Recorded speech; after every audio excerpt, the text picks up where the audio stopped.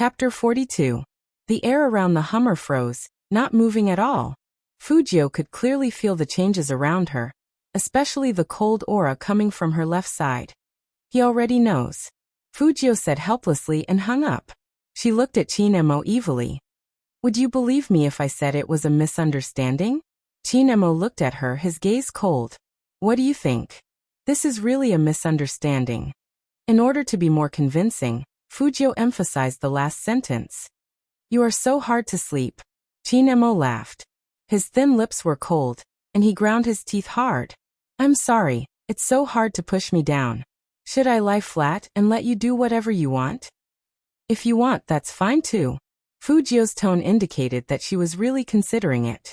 As soon as he finished speaking, Fatty's feet twitched, and his speed increased by several notches. Coco was trying to shrink into nothing. Chinemo suddenly reached out his hand and pinched the face that made his teeth itch with hatred. He said in a deep voice, Fujio. Fujio raised her eyebrows, raised her head, and looked at him in confusion. Her eyes were as beautiful as his cat's. It was mainly the fluffy silver-gray hair that gave Chinemo an illusion.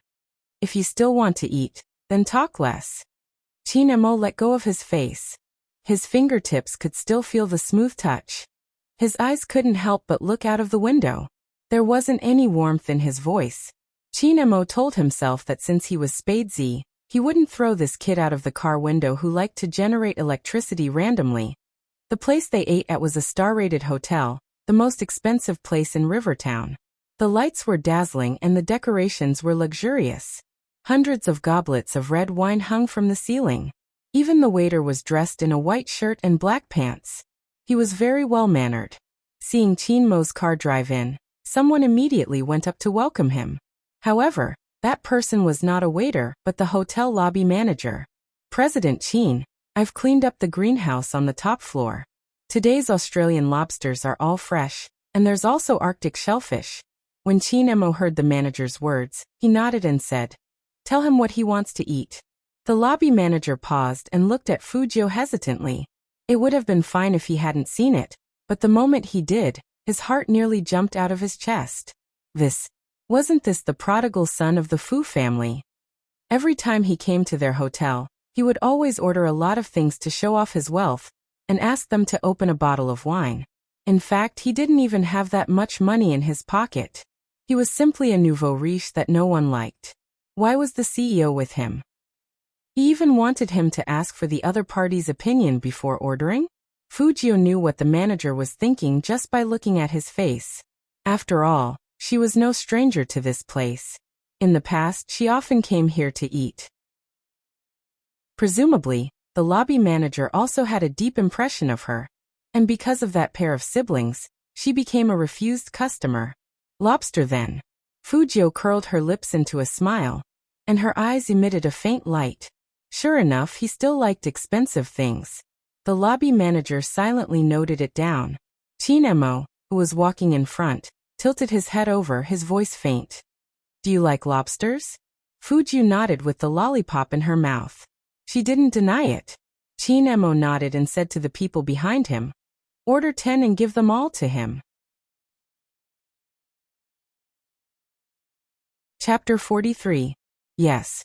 The manager found it very difficult to say this. Although he was surprised, he was good at reading people's expressions. When he raised his head again, his face was full of smiles. Young Master Fu, what else would you like to eat? I'll ask them to serve it to you. Young Master Fu? Fujio paused and paused. I don't like the title of Young Master Fu. It's easy to be mistaken. The other Young Master Fu comes here often, doesn't he? The manager actually wanted to say that he couldn't be mistaken. That person was obviously very elegant, and was also an excellent student. Anyone could tell that. But the CEO was here, so he couldn't say anything. He could only say hesitantly, then, call me Lord Gio from now on. Fujio pulled out her lollipop with a skateboard under her arm and smiled domineeringly. The manager's smile froze. What? Fujio raised her eyebrows. Managerly, you don't want to? The manager glanced at his CEO's face. Chinmo's eyes turned cold. Fujio. Fujio looked up and blinked her left eye at Almighty Chin, who was very close to her. She looked very innocent, but she couldn't hide her hostility. Don't be too arrogant. Qin Mo turned sideways and pressed her head with one hand. He lowered his voice, and his irresistible breath landed on Fujio's left ear. He said in a magnetic and domineering voice, "This is my territory." Fujio's heart sank. That's right, that's right. The manager raised his head and was about to snort. But his CEO turned his gaze over again, and his eyes were cold. Manager Lee, you can call him whatever he wants you to call him. Don't make me teach you how to treat customers. This was completely different from what he expected. Shouldn't the CEO just tell that nouveau riche to get lost? Why was he supporting him? The manager froze again. Then. Qin Mo lifted his eyelids, put his left hand into his pocket, and said arrogantly, "Call for someone." The manager trembled and immediately lowered his head. "Lord Gio, go and serve the lobster." Fujio nodded at him. The manager cursed in his heart. A dog relying on its master's power. Fujio looked at his unwilling back, and the corner of her mouth curled up coldly. This time, Qin Mo lost his patience and pulled her over. According to Almighty Qin's style, he never liked physical contact with people. So he was tugging at Fujio's school uniform. Just like that, Almighty Qin dragged Fujio to the top floor like a cart. Both Coco and Fatty felt that Spadesy was able to survive until now because of his gaming skills. Otherwise, the CEO wouldn't have dragged him to the top floor, but directly thrown him out of the hotel. But even so, the CEO was very tolerant of this kid. She even touched his head just now. This was something that had never happened before. Fujio didn't mind being dragged around by Almighty Qin.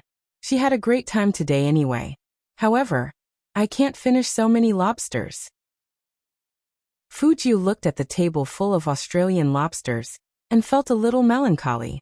Qin Mo tilted his head and lit a cigarette, his expression indifferent. If you can't finish it, bring it back. You can take it away? She didn't expect Almighty Qin to be so considerate. Fujio just erased the image of an inhuman tyrant from her mind. Then she heard Qin Mo say, "Go catch 2 live ones for young Master Gio. Let him finish all of them." Fujio. Chapter 44. No one dared to disobey Qin Mo's words. Not just in the hotel owned by the Qin group, but in the entire Jiang city, whatever he said, there would be people who would do it immediately. Soon the waiter brought in 2 lobsters in bamboo cages. Each lobster was huge, and the pincers were still moving. Fujio watched from the side, and she suddenly felt that the rest of the lobsters were even harder to swallow. This man was doing this on purpose. Couldn't they have a happy gay meet-up? CEO Qin. The waiter raised the bamboo cages respectfully, so that their CEO could see the quality of the lobsters better. Qin Mo still had a cigarette between his slender fingers, and he glanced over there indifferently. "Give it to your Lord Gio." "Your Lord Gio." Fujio held a big pincer in her mouth and took a big bite. Qin Mo looked at the young man's slightly depressed face. Under the shocked gazes of others, he reached out his hand and touched that fluffy head. With a faint smile, there was a deep sense of oppression. "Eat slowly. If it's not enough, you can ask for more." Hearing that, Fujio wiped the corner of her mouth decisively and smiled wickedly. "I want to go pee first." Qin Mo took his hand back. His eyes were deep and beautiful. He looked at Fujio for a few seconds before curling up his thin lips. "We won't touch the lobsters so you can keep them. Go." He didn't even give her a chance to pee? Fujio narrowed her eyes. This man was really vengeful. But it was okay. She was eating his money anyway. She didn't know how to cook lobsters, but she could eat them. When she had an empty stomach, she could fight again. Fujio loosened her fingers handsomely, stood up, and walked out of the greenhouse on the top floor lazily. But she didn't know what Coco and Fatty's expressions were like behind her. The second time. Today was the second time that their CEO touched this guy's head. The two turned their heads at the same time, looking like they wanted to say something but didn't. Of course, Qin Mo knew that they were looking at him. He reached out and flicked the cigarette butt, saying one word lightly. "Captain, why are you so nice to this Spadesy? You didn't even treat me and Fatty this well." Coco finally said everything he wanted to say today. Chin-mo took the wet towel from the waiter and wiped his hands. You can eat if you want. Just watch the 2 live ones, and start from 10. Coco paused because he thought about the scene carefully, and when he looked back, he realized that it was really scary. It seemed that the captain's gentle concern wasn't a good thing after all. But it was still a little strange. Captain had never touched anyone's head before. Not to mention touching her head. Even that kind of smile just now was rare. Just as Coco was racking his brains, Fatty saw his CEO stand up for some reason. He hurriedly swallowed the beef in his mouth and asked, "So, Chin, where are you going? You guys continue eating. I'm going to take a look at that guy who's trying to escape." Chin-mo casually turned his side profile. His black hair fell down, revealing only a pair of bottomless eyes, which were as bright as an eagle in the sky. When he said this, his eyes were as cold as crushed ice. It was fine that he escaped once, but how could he let him escape again in front of him? The hotel's bathroom was built at the corner of every floor. It was made of high-quality incense, and the exterior decoration was basically the same as the hotel's, very luxurious. But Chapter 45. If she went to the women's restroom, she would be treated as a hooligan. If she went to the men's restroom, the men's restroom wasn't sealed. Unless she squatted, Fujio tucked her bangs behind her head and furrowed her pretty eyebrows. I've decided, I'll go to whichever restroom is empty. To make herself look less wretched, Fujio put a smile on her face and put one hand in her pocket. She stood at the door handsomely. A girl just came out of the restroom. She looked up and saw a handsome young man. She blushed immediately. This guy. How could he be so handsome? But it was strange. Why was he standing here? The girl looked at Fujio in confusion. Fujio curled up her lips and pointed at the sink naturally. The faucet seems to be broken. I can't get any water out. Let me see. The girl lowered her head shyly. What should I do? I'm being hit on by this handsome young man. Should she act more reserved or more bold? The girl suppressed her excitement and reached out her hand. She said in a small voice, "It's not broken. Everything here is sensitive. You can put your hand in, and the water will come out." Oh, I see. Fujio looked like she suddenly realized something. She turned her face to the side and smiled at the girl. "Thank you." No, you're welcome." His skin was even better up close, and his eyelashes were unbelievably long. How could there be such a good-looking person? The girl felt like her heart was about to jump out of her chest. She was about to ask for his WeChat number. Suddenly, a fair and slender hand reached out and placed itself between the two of them, grabbing onto the back of the pretty boy's collar. The girl was stunned. What was going on? Fujio was stunned as well. She looked up subconsciously at the person who grabbed her. It was a figure standing with his back to the light. It was Chin-mo. He was wearing a black suit jacket, and his shirt collar was half unbuttoned. That extremely handsome, mixed-race face exuded a noble and extraordinary aura.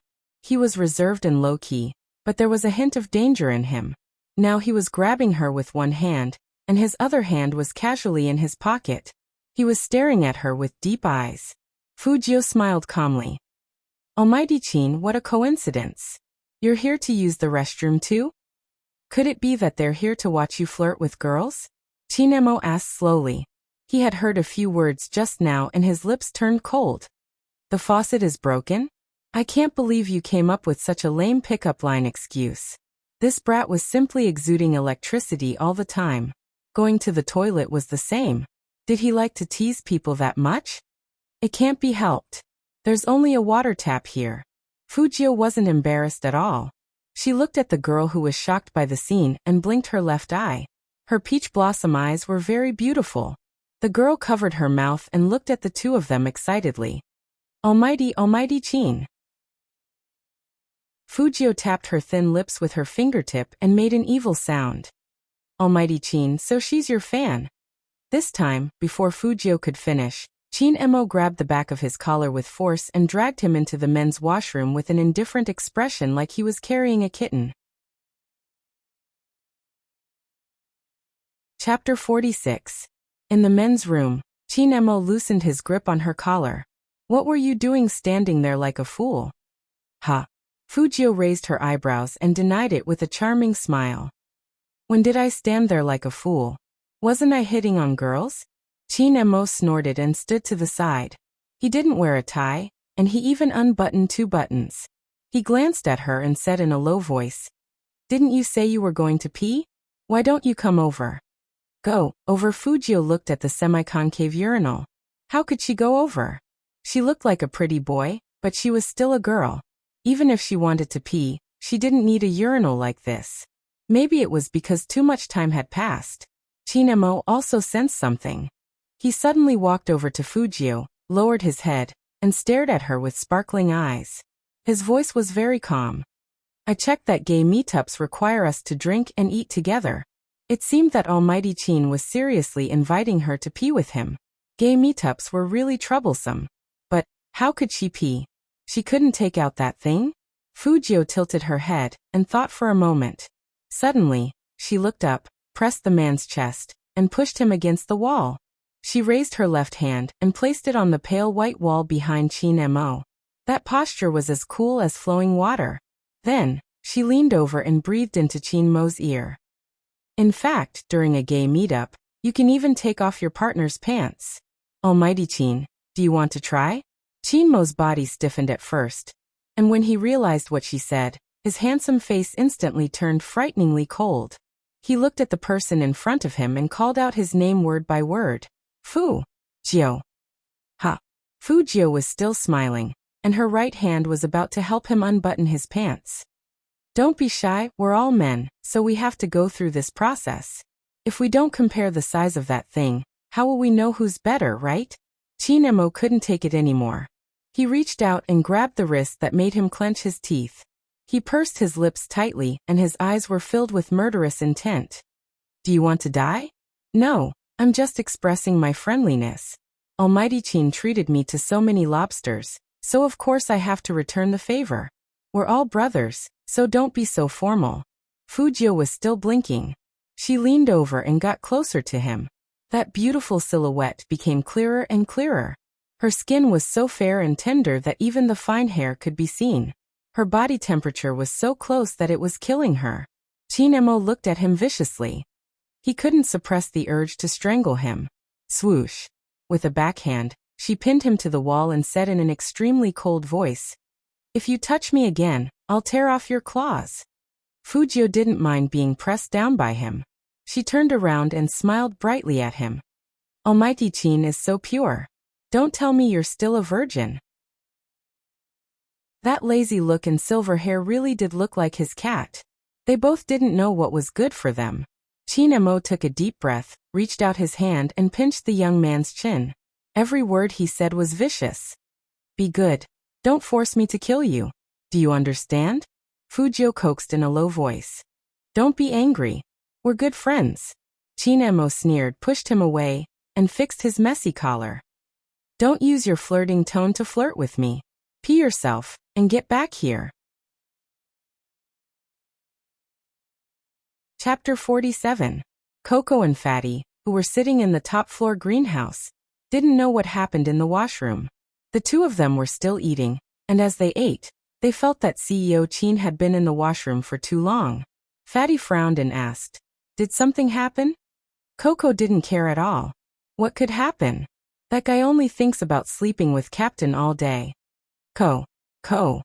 Fatty put down the knife and fork in his hand and pursed his lips forcefully behind him.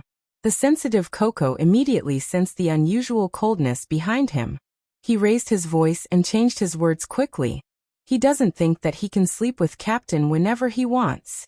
Our Captain likes girls, unlike him who's gay. Phew, luckily he didn't say the last sentence. If he continues like this, I'm worried that Captain will be turned gay by him. It was really thrilling, really thrilling. Coco reached out his hand and wiped his sweat. Chin Mo's expression didn't warm up after he changed his words. On the contrary, the atmosphere in the private room seemed to freeze after he came in. It was unbelievably cold. Coco felt like he had fallen into an ice cellar. That coldness that made people shiver from the bottom of their hearts was indeed coming from CEO Chin. He turned his head and gave Fatty a look. Why did Captain's eyes become like this after one trip to the washroom? I feel like he wants to kill someone. Fatty shook his head. How would I know? Shut up. Be careful that CEO Qin has his eyes on you. Just as the two of them instinctively shrunk back, they heard their CEO's sinister and black-bellied voice ring out above their heads again. Give him 10 more lobsters, bigger ones. Not to mention Fatty and Coco, even the waiter standing next to them had a more look on his face. But they had to do whatever CEO Qin said. Even though this whole thing was very strange and not like CEO Qin's usual style. After all, it was quite uncomfortable to eat all those lobsters in one's stomach. After the waiter left, Fatty thought for a while and said, CEO Qin, do you really think that Fujio is spadesy? Why do I feel like he's a bit weird? He's bent. That's how the bent world is. After Coco spoke up for Fujio, he added, but he seems to be completely different from the prodigal son of the Fu family that I remember. Wasn't he quite an introvert in the past? Fatty was a shut-in and didn't know. Coco counted on his fingers. Infatuated, flaunting his wealth, no taste, just a typical nouveau riche. But he hasn't harmed anyone, it's just that attitude that makes people dislike him. Plus he was gay, so he was ostracized. But he's also gay now and he wants to sleep. When Fatty said the word sleep, he suddenly paused.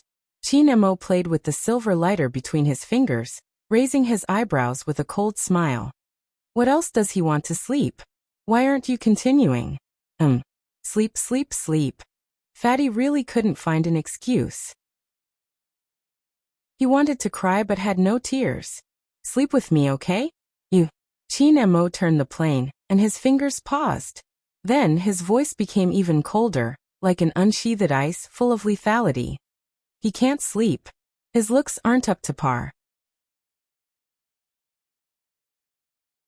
Chapter 48. In order to save Fatty, Coco asked, Captain, should we try that Fujio? There's no need to try. Qin Mo tilted his head and said lightly, without any emotion in his voice. It's him. There was no other person who had this trait that made him want to strangle him to death, just by looking at him. Fatty frowned. I really don't understand why Spadesy suddenly asked to meet him. Could it be that he was playing games to get closer to the CEO? Is that why he wants to meet him? After he finished speaking, Fatty deliberately looked at his CEO. Fortunately, his CEO was rational and didn't seem to reject his idea. However, Coco seemed to have thought of something and suddenly sat up straight. No, it's not to get closer to the captain. If it was such a simple reason, he wouldn't have rejected the captain when he added him. Isn't our team recruiting new people recently? Many companies want to send people to the corporation. But there seems to be a problem with Madame Fu's side. All the players have been poached, and now she can't even submit the most basic list. If this continues, her company will definitely go bankrupt. You're saying that Spadesy wants to meet the CEO because of this?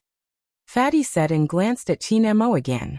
But this time, he didn't know if it was his illusion, but the CEO's lighter in his hand actually paused for a moment. However, Qin Mo didn't say anything. He lifted his jade-like fingers and took the wine glass from the table. He swirled it back and forth twice. His deep eyes were a little cold. So the reason he wanted to see him was because of this. After Fujio finished filling the tub, she found that there were 10 more crayfish in front of her seat. In fact, the table they were eating at wasn't small. It was the kind of luxurious presidential table that could seat 12 people. Now the entire table was filled with crayfish. Almighty Qin and the others' food only took up a little bit of space. Was he trying to make her die from overeating? Fujio looked up at Qin Mo, feeling very melancholy. Why didn't the strategy guide teach the Almighty that he should be reserved and tolerant when meeting a game friend for the first time? Even if you're rich, you shouldn't waste it like this. This isn't a crayfish that costs 10 renminbi. This is an Australian crayfish. When the man saw the silver-haired young man grumble gloomily, as if he was complaining about something, he chuckled softly. Then he took out a cigarette and bit it between his thin lips. He tilted his head and lit it. Then he raised his chin. It's all yours. Eat it. Okay. Fujiu also smiled. It was a little evil. So what if he ate? He wasn't the one paying anyway. However, why did Almighty Qin look even colder than before? She didn't really take off his pants, so he didn't have to sneer at her, right? Could it be that something had happened while she was gone? Fujio pondered for a while but couldn't figure out anything. She ate a lot of lobsters and was very full, but she was still satisfied. As long as she could meet him once, she wouldn't have to disguise herself when she participated in the competition. She wouldn't have to worry about Qin Mo checking on her at all times. To be honest, this was the first time she had encountered such a difficult opponent. He even deduced that she liked to eat lollipops. If he continued to investigate, who knew what he might find out? Right now, she couldn't afford to be investigated by Qin Mo. Chapter 49. After eating the last pincer, Fujio felt it was time to leave. She was about to say goodbye to Almighty Qin. Thank you for the lobster, see you next time. But she heard Qin Mo ask with a faint smile, done eating? Yeah, I'm done. Fujio nodded. She was in a good mood. Not bad. Almighty Qin had learned how to make small talk with people. It turned out that the gay meetup strategy was useful. Qin Mo chuckled. A cold glint flashed across his eyes when he saw how lazy he was. He lifted his finger. The waiter immediately handed over the menu with both hands. Qin Mo glanced at the waiter. Go get the bill. The waiter was confused. Didn't the CEO need to pay for meals? Coco and Fatty didn't understand what was going on either. But they heard their CEO say calmly, give it to your Lord Gio. He's treating us today. Coco, Fatty, Fujio. Even the waiter. Fujio's reaction was the most direct. Her eyes, which were about to flirt with Qin Mo, twitched. When did this meal become her treat? And wasn't this hotel owned by Qin? Almighty, I remember this is your family's business. Are you sure you want me to treat you? Where's your demeanor? Fujio raised her eyebrows. Coco and Fatty were a little embarrassed by their conversation. After all, their CEO had never asked anyone to treat them, not to mention at his own hotel. The waiters standing at the side also looked at each other and didn't move forward. Qin Mo looked at Fujio's beautiful peach blossom eyes and said faintly, I only treat people like this when I'm close to them. Fujio. This man was doing it on purpose. He was using her words to shut her up. She had only breathed into his ear. How could he treat her like this? She only had 5,000 yuan on her, and it was earned from playing games. At most, she could pay for 5 lobsters. How did the gay meetup course teach people? Almighty Qin, if you keep being so vengeful, you won't be able to get a girlfriend, let alone a good friend. What? You don't want to treat me? Qin Mo raised the teacup in his hand. He didn't drink it. Through the mist, his eyes shone. Didn't you say we have a good relationship? Fujio leaned back and said straightforwardly, it's not that I don't want to, but I don't have the money. You don't have money? Coco's tone was a little high as if he didn't believe it at all. How is that possible? Fujio laughed. Why not? Someone thought I was embarrassing and was afraid of offending young Master Qin. So he removed my name from the Fu family. You should know about this. Coco did know about it. After all, his family had some business dealings with the Fu family. This matter caused quite a stir. His dad also said that no matter how bad Fujio was, his old man shouldn't have treated the one he was raising outside as his own. He even cut off Fujio and his mother's financial support. That third was even worse. He took the opportunity to poach people. He was basically forcing He Honghua to her death. For a moment, Coco didn't know what to say. He turned his head and looked at his CEO. But before Qin Mo could speak. Chapter 50. In an instant, the temperature in the room dropped by several degrees. The waiters stood on the side, their fingers frozen, and their eyes were filled with unspeakable shock. Someone actually dared to make such a gesture in front of their CEO. And what did he say? Using his body. It couldn't be what they thought it was. But looking at that young Master Fu's posture, it was indeed the CEO. It was hard for them not to think in that direction. Especially when his pale lips seemed to be only a centimeter away from their CEO's ear. If he got any closer, he would probably kiss him? The CEO's aura was obviously much colder. But that young master didn't seem to notice it. The mole under his eye shone with a bewitching luster. What? You don't like me using my body? Then let me kiss you. Fujio said happily, and it seemed like she was about to take action. Chinmo's eyes suddenly turned cold. He reached out one hand and grabbed his wrist tightly, pressing Fujio down on the table. That look in his eyes showed that he really wanted to strangle Fujio. Then, he forcefully pulled out Fujio's wallet from her school uniform pocket and threw it into the waiter's hands. His voice was as cold as a cold pond in the snow. Swipe all the cards for him. Yes. At this moment, no waiters dared to disobey Chinmo's orders. Everyone could see that their CEO's cold and indifferent image was about to be blown away by this person's teasing. Fujio still wanted to keep some of her assets, so she tried to negotiate with Chinmo. Can you leave me 1,000 for my living expenses? Chinmo didn't listen to Fujio at all. He pressed him down with that posture and looked down at him. Chinmo had to restrain himself from breaking this guy's wrist. Who knew that this guy would learn to be obedient? He maintained that posture and looked at him with a smile. His warm breath seemed to fall on the back of his hand. He couldn't tell why. Chinmo felt that Fujio was like his cat. Even her hair was soft, and it scratched his palm again and again. People who didn't know better would think that the young man was acting coquettishly. But in fact, this guy was just pretending. Even if they were to play games together in the future, he would change this guy's bad habit of flirting. Where did he learn to flirt with anyone he saw? Chinmo narrowed his eyes slightly. He put out the cigarette in the ashtray with one hand and pinned Fujio down with the other. He was still wearing a suit jacket, and a lock of black hair fell down with his movements. He looked very masculine, not only in his posture, but also in his fierce eyes. Chinmo's current state was enough to make one's legs go weak. No wonder his fans called him Almighty Chin. Too handsome. So cool. Unfortunately, Fujio wasn't in the mood to appreciate the Almighty's beauty. After all, her card was about to be used up, and this was simply bad news for a hacker who had just saved some money for her computer. President Chin. The waiter walked over with sweat on his forehead and raised the card with both hands. A total of 26,580 yuan has been spent. Lord Jio's card only has 5,000 yuan, which has been used up. Chinmo nodded faintly. Fujio thought that this was the end of it. After all, the money in her card was gone. What else could she do? Chapter 51. Tab. People who came here to eat never tabulated. Especially people of their age and circle. They loved to compare who was more generous.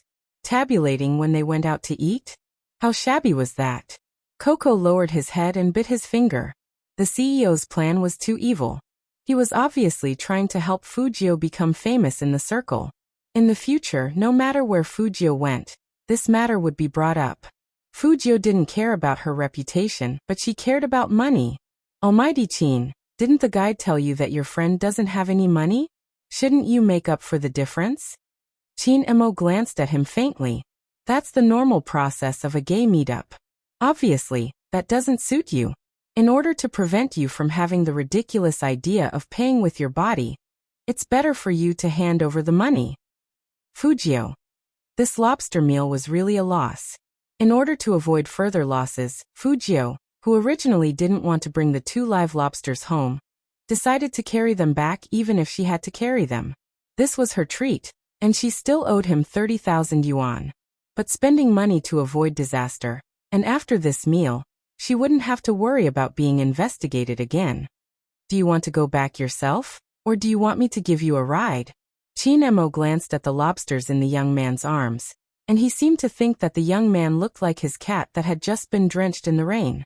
Chinmo knew that the young man only looked pitiful, but his claws were still hard, but he still asked in a low voice. After all, the Chin family's etiquette and upbringing were there. Chinmo also thought of another point.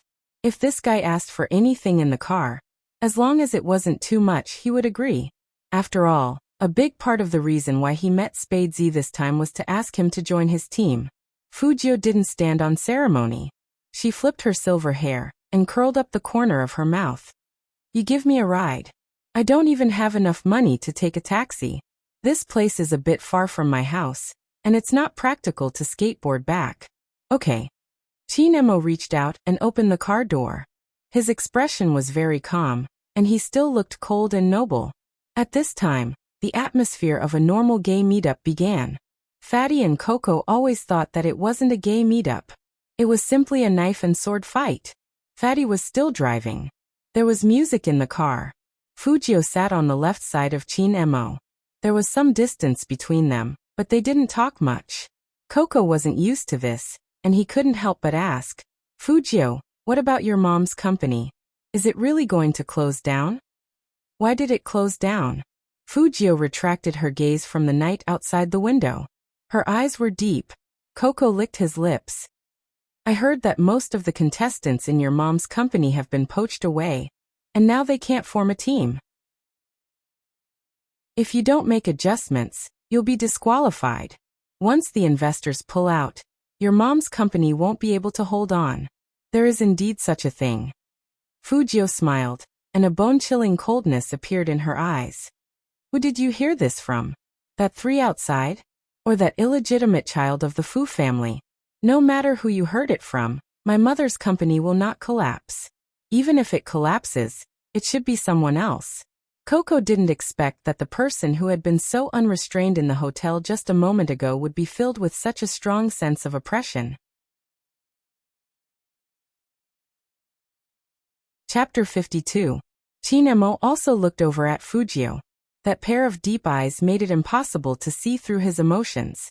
"President Chin, we've arrived at the Fu mansion." Fatty stopped the car. Chinemo glanced at Fujio again. Fujio was still holding 2 live lobsters in her arms. She raised her head and smiled at him. "Then I'm leaving. Thank you, Almighty Chin, for sending me back. See you in the game later?" The two of them were sitting together. As long as Chinemo tilted his head, he could see that innocent face. He could even see the fine hairs on his cheeks. Seeing him like this, Chinemo didn't care so much about his bad mood. "That's all? You're not going to say anything else?" "Anything else? Drive slowly. Send me a WeChat message when you get home. I'll call you for a dungeon raid." Fujio leaned forward and brushed the black hair in front of Almighty Chin's forehead with her fingers. If the Almighty is willing to fight in person, they will definitely offer a higher price. Originally, Chinemo wanted to say, "If you're here because of your family's company, I can help you solve it." But he didn't expect that this guy would only be quiet for a minute before he started to court death here again. Chinemo took a deep breath, narrowing his eyes. His chest rose and fell, and his voice was low. The words seemed to be squeezed out from between his teeth.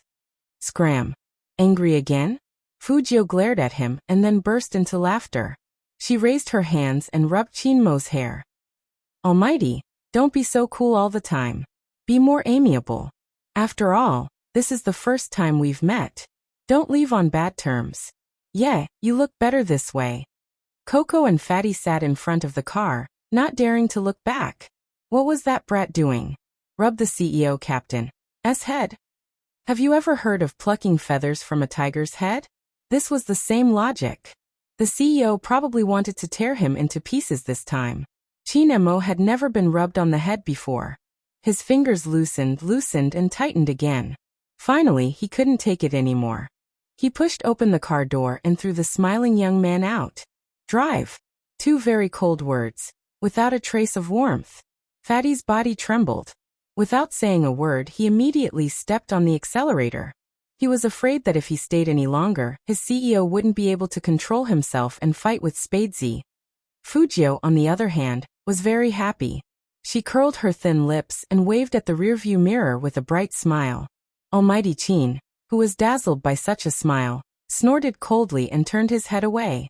Fujio raised her eyebrows. Avoid her? But she still had ways to harass him.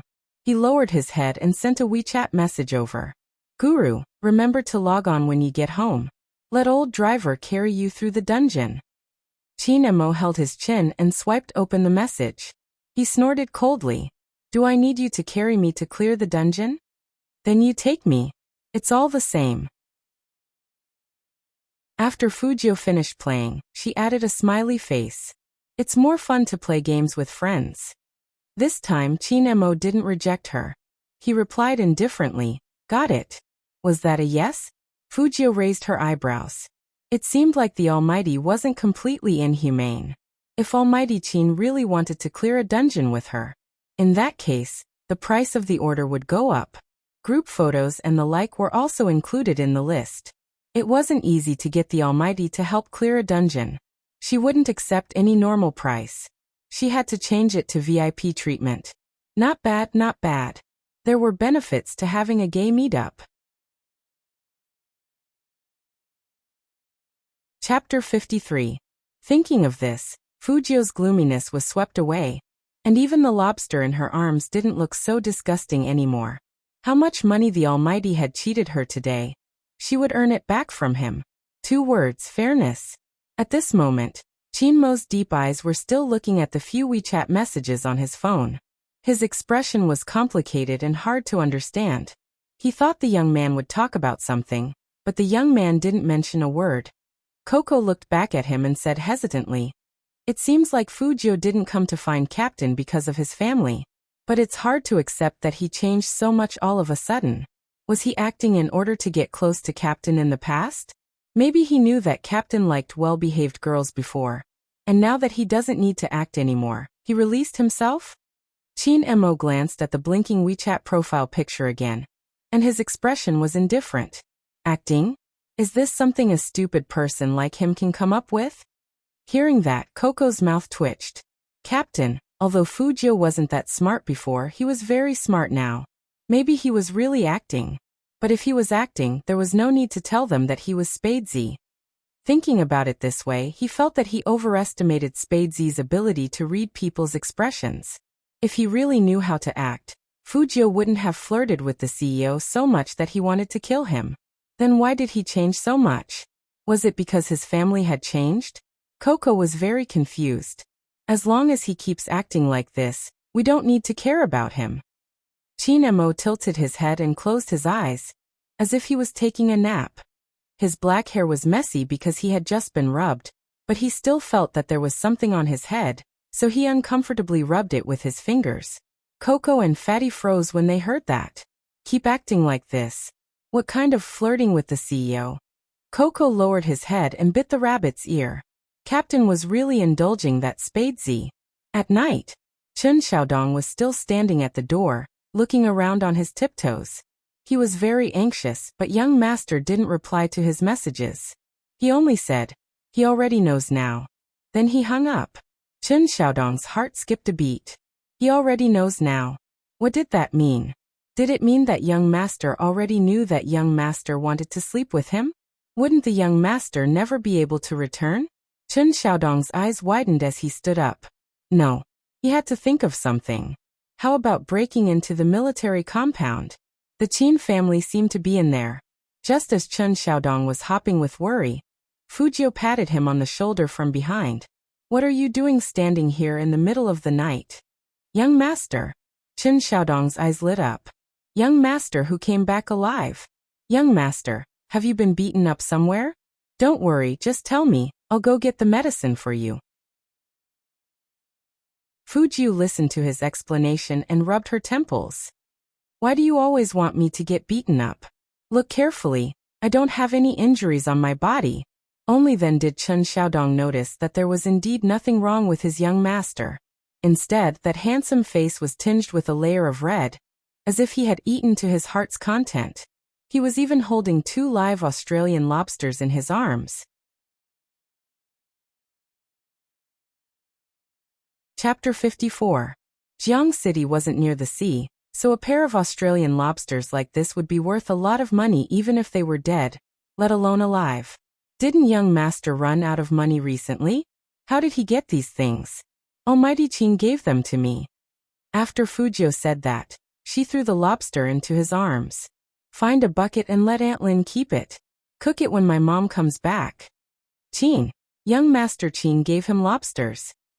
Chun Xiaodong's eyes widened, and he suddenly felt that the thing in his hands was as heavy as gold.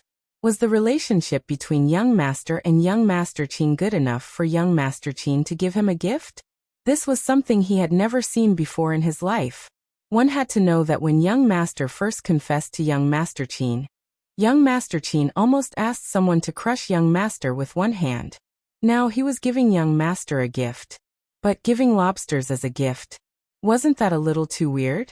Almighty Qin's world wasn't something mortals like them could understand. Wait, young master, where are you going? Chen Xiaodong couldn't help but ask when he saw Fujiu going upstairs. Before Fujiu closed the door, she only said one thing to him. Get on the game and flirt with the Almighty. Chen Xiaodong and Aunt Lin, who had just walked out, both felt that their young master was a little obsessed recently. He actually began to fight with the computer without eating or sleeping for a man. But they knew their young master's skills better than anyone else, and he didn't even know how to operate his character in the game.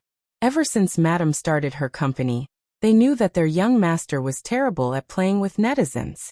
Such a young master actually took the opportunity to hook up with Almighty Qin in the game. One had to admit that sometimes when people got lucky, it was quite shocking. Aunt Lin didn't cook those 2 lobsters. She didn't dare to touch them when she heard that they were gifts from young Master Qin. She carefully got a small wooden bucket, put some seaweed in it, and sent it upstairs for her young master to keep as a pet. When Fujiu came out of the shower, the first thing she saw were the 2 lobsters baring their fangs at her. She casually picked one up and looked around. Then she took a photo with her phone and sent it to Qin Mo. I'm using my new pet lobster to summon my teammate, Almighty Qin. The photo was taken with Fujiu's body turned sideways. She didn't even notice that when the photo was posted, her collarbone could be vaguely seen through her loose pajamas. Qin Mo unlocked his phone and glanced at the photo. His gaze swept over the youngster's fair and delicate collarbone. His gaze paused, and he frowned as he replied, his voice a little cold. Don't send such a photo in the future. Such a picture? What was wrong with the photo she sent? Fujiu looked at the thing in her hand. Wasn't it just a lobster? And he, Almighty Qin, personally gave it to her? Forget it. Talking was more important. Are you playing online? Fujiu sent a voice message while turning on the computer case. When Qin Mo heard it, the sound was very clear. Was this guy using such a lousy machine to play games? Wait for me at the Bridge of Helplessness. Of course, Fujiu wouldn't refuse. She quickly logged into her account and teleported her character to the side of the Bridge of Helplessness. Ding. Something seemed to have been sent over. Your friend Qin Mo has gifted you 99,999 game gold coins. Do you accept? This wasn't the end of it. Another message came over right after. Chapter 55. Your friend Qin Mo has sent you another 99,999 game coins. Do you want to accept it? 99,999 game coins? If converted into RMB, it would be 9,999 yuan. Not to mention those precious rainbow dress diamonds, which could not be bought normally. What was the Almighty doing? Even a cool person like Lord Jiu couldn't figure out what the other party was thinking. Except, Qin Mo sent a total of 6 words. Gift for the gay meetup. Fujiu. Almighty, where on earth did you find the tutorial for the gay meetup? Why did it sound like a betrothal gift? Who would give money directly to their friends in the game? Fujiu didn't know if she was lucky or unlucky to have met such a rich and black-bellied guy. After thinking about it, she still didn't accept it. But she wanted all the diamonds. She could grind them up and make weapons for the 2 of them. Aren't you short of money? Almighty Qin was indeed the Almighty Qin who had shaken Sijio City. Every time he spoke, he was so cold and straightforward. Fujiu unwrapped a lollipop and put it in her mouth. She curled up her lips and said, I am short of money. But Almighty, if you give it like this, I will think that you want to keep me. Qin Mo's fingers tightened on the mouse, and he laughed very coldly. Give me back the diamonds you just accepted. That's useful. Fujiu held the lollipop in her mouth, crossed her long legs, and quickly replied, Almighty Qin, I'm telling you the truth because we are brothers. You can't be too stingy, especially a man. How can you take back something you've given? I just accepted a job, so let's go play the game. Be good. Qin Mo's deep eyes stared at the words on the LCD screen, especially the word be good.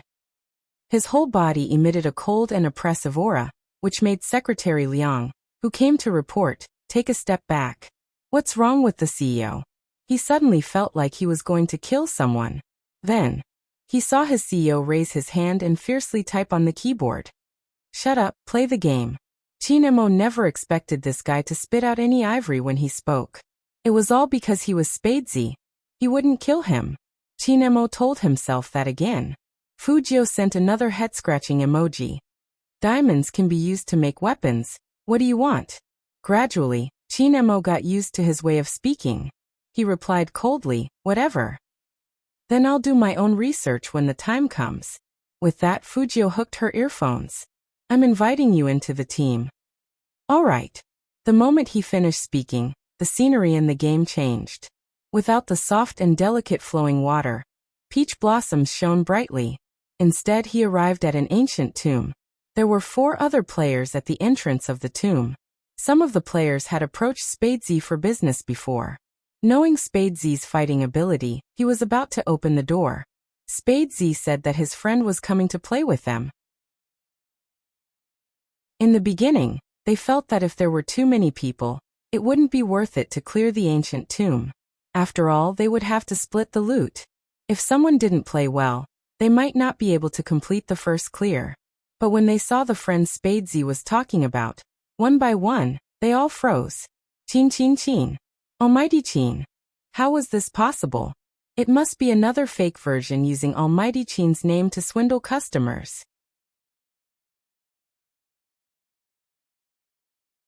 Chapter 56. The 4 players looked at each other at the same time, and then looked at Chinemo in horror. Max level, complete data. What was even more dazzling was his shining PK ranking. Number 1. This was definitely Almighty Chin. They saw Almighty Chin. Almighty Chin in real life. Petrified, excited and excited. It was impossible to describe the feelings of these 4 players.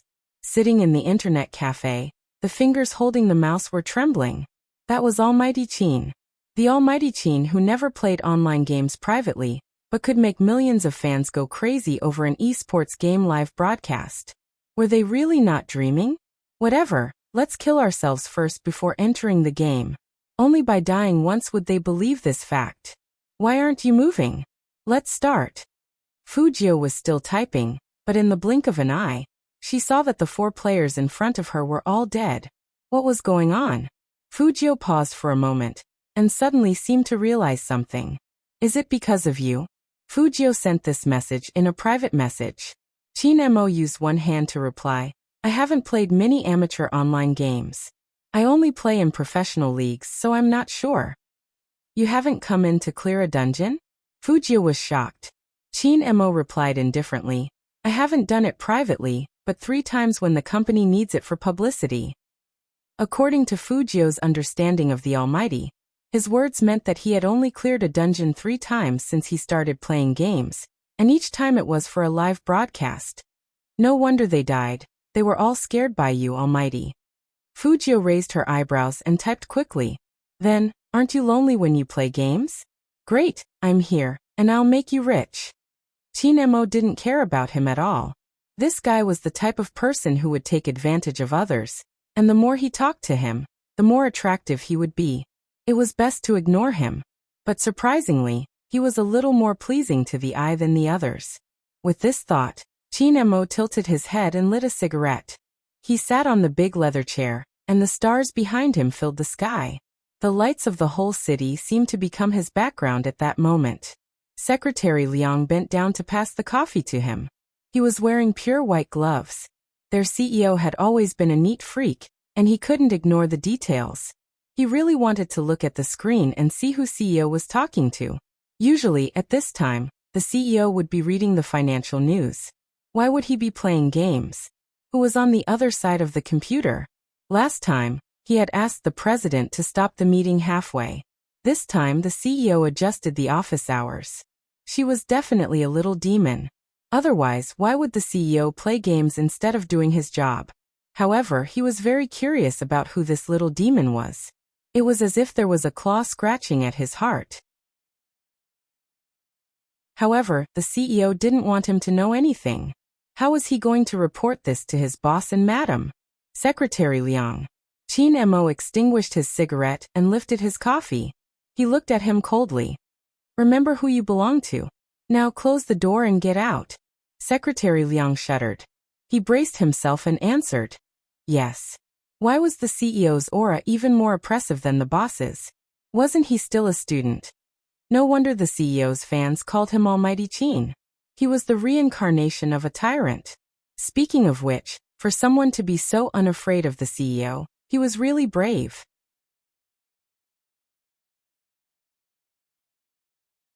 Chapter 57. On the other side, Secretary Liang was still making false reports. On the other side, the entire Hero server exploded. No one was playing the game anymore. Almost the entire world was flooded with messages. Holy sh*t. I can't believe I'm seeing Almighty Qin in the game in my lifetime. He's not invisible. It can't be true.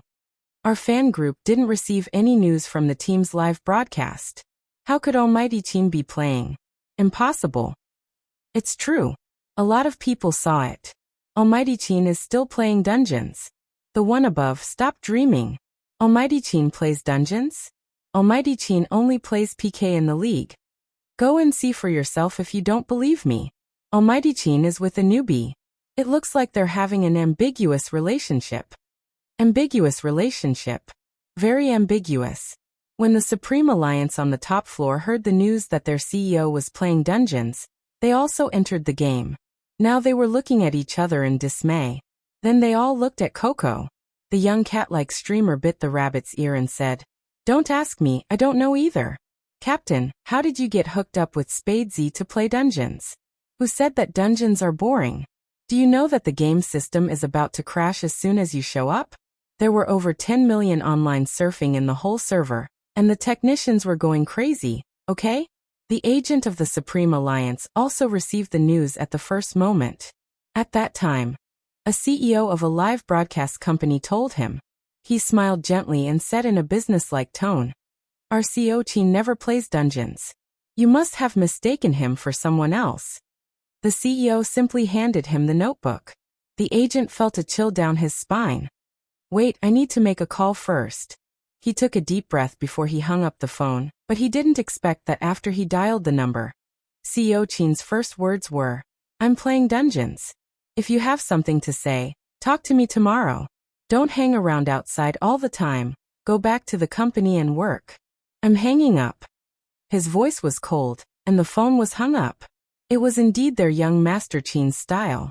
"But CEO, I'm your agent. I should be the one controlling you, not the other way around. The point is, why are you really playing dungeons? What if it's on the headlines tomorrow?" "Wait, headlines?" The agent's eyes turned, and he immediately called the PR team. "Write a long article now, saying that CEO Qin is playing dungeons to find new blood for the team. What ambiguous relationship? What's with the ambiguous relationship? Someone said that Chairman Qin is playing this game for a newbie. That newbie is helping Chairman Qin take quests and earn money. Every time he completes a first kill, he gets 5,000 yuan, and he gets to take a photo with Chairman Qin. We're all playing now, trying to get in line." The manager's chest heaved up and down. Who could tell him what was wrong with the CEO? In the past, he had to beg the CEO to allow him to enter the game and do a live stream. All this was on the premise that he did not have to attend a meeting, so he had nothing to do and was in a good mood. Their boss Qin had always walked the path of an altar that said, "Like me or not, I'm just that cold." How could he help someone get a first clear for just $5,000? "President, if money could move you, why didn't you tell me earlier?" The agent was extremely distressed. Her expression immediately changed as she asked, "Which area is CEO Qin in?" "Ah, what?" The agent snorted coldly. "I want to hire him to help me clear the dungeons too."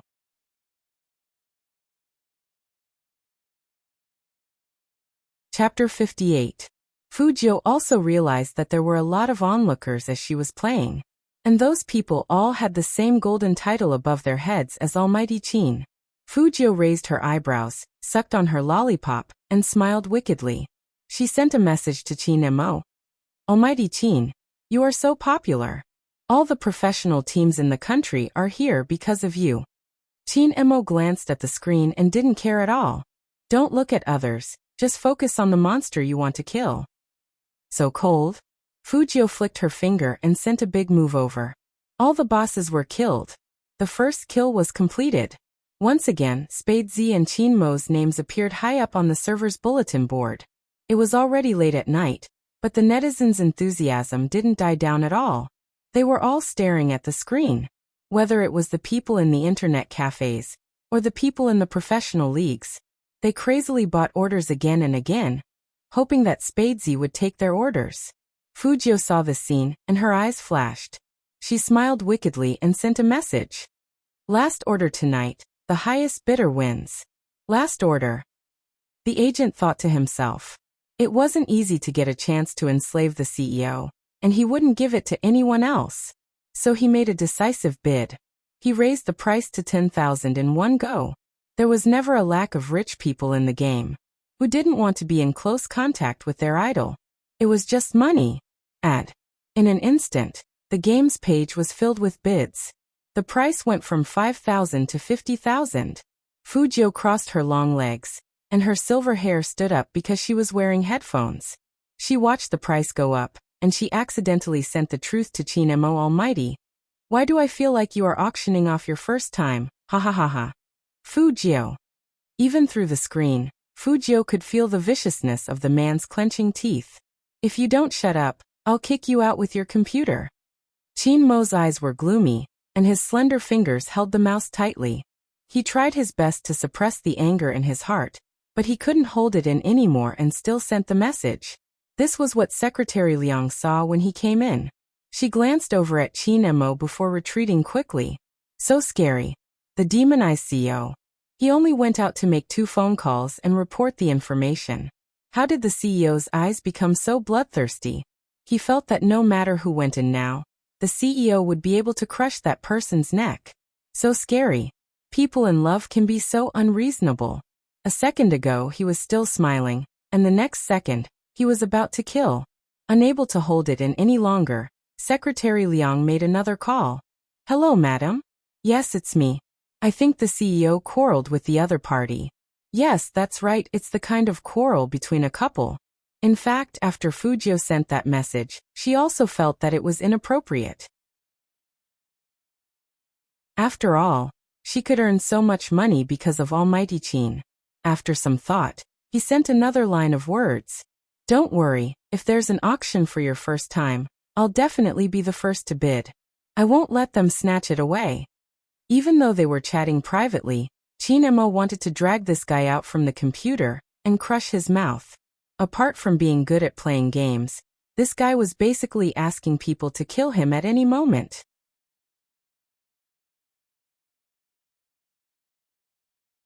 Chapter 59.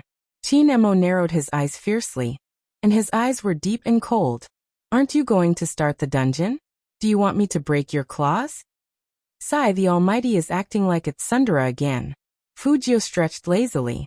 It was better not to flirt too much, or it would cause a rebound effect. With this thought in mind, Fujio reached out her hand with the lollipop in her mouth. She clicked the mouse and quickly invited the highest bidder. I'm the Almighty's agent. Into the game dungeon. I'm the Almighty's agent? What a strange nickname.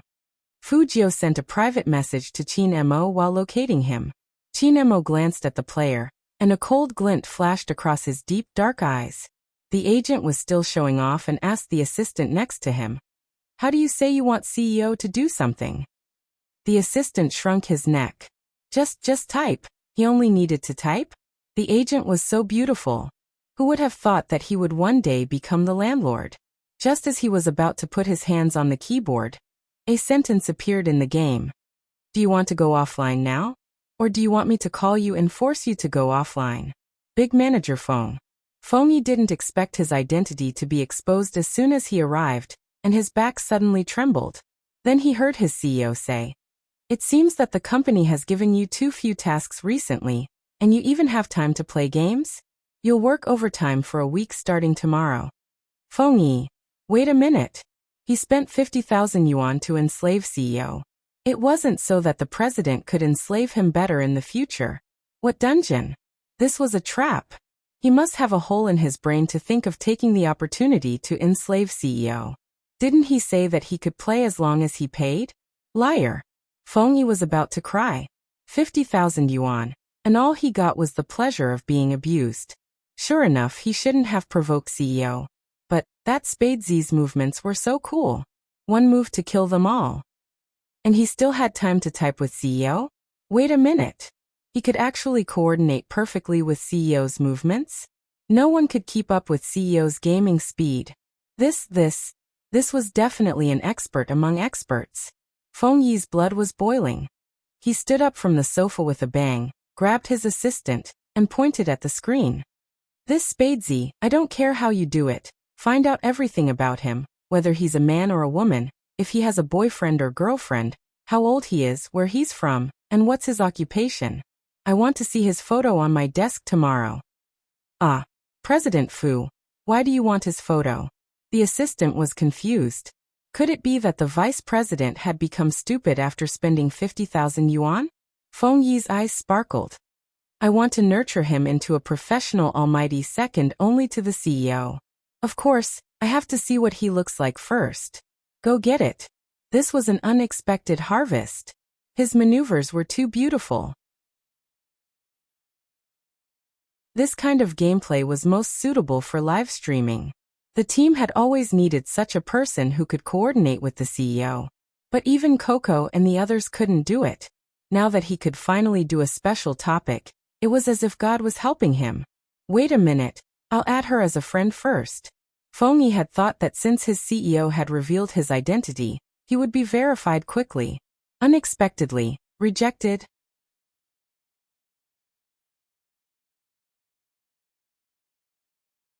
Chapter 60. Feng Yi didn't believe it, so he kept pressing the friend button.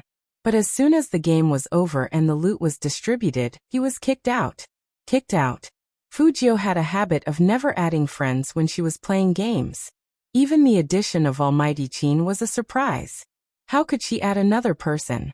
Of course she rejected him. Now all her attention was on the money she had earned. The number on her bank card skyrocketed, which made her feel indescribably happy. It was really different to fight a boss with a god. He was handsome, and his appearance fee was so high. Including the previous 2 games, she had earned 60,000 yuan, which was enough for her to buy computer parts. Even if she threw away the lobster money she owed today, she still had about 40,000 yuan. Fujio bit her lollipop and sent Almighty Qin 4 words without hesitation. Let's call it a day. Before we go to sleep, let's calculate. Qin Mo slowly typed on the keyboard. The money you earned today. Fujio paused. She dropped her lollipop. Why did the Almighty still want to calculate money with her? This wasn't like the rich guy who gave her 399,999 yuan as soon as she came online. I thought the Almighty would treat money like dirt. Fujio flipped her silver hair. The money in her hands flew away, which was a terrible feeling. Qin Mo replied leisurely. It seems like you have a fundamental misunderstanding of me. I'm a businessman who would do things that aren't profitable. Fujio quickly defined him. She thought about how she still needed to bring the Almighty around in the future, so it would be good to establish a long-term partnership. She smiled devilishly. I'll transfer half of it to your WeChat later. Half? Qin Mo smiled faintly. Who said anything about half? I'll get 90%, and you get 10%. Fujio looked at the extremely lopsided dividend ratio and couldn't help but say, Almighty, don't you think it's shameless to split the money like this? No. Qin Mo's voice was indifferent, and he asked Fujio 3 questions in a row. Whose name is the one who took the jobs? Who are the onlookers looking at? Who is the one who bid so high in the end? Fujio. It's all me. Qin Mo took a puff of his cigarette before typing another line of words. So, it's only fair that you get 1 and I get 9. In the face of such a vengeful man, what else could Fujio say?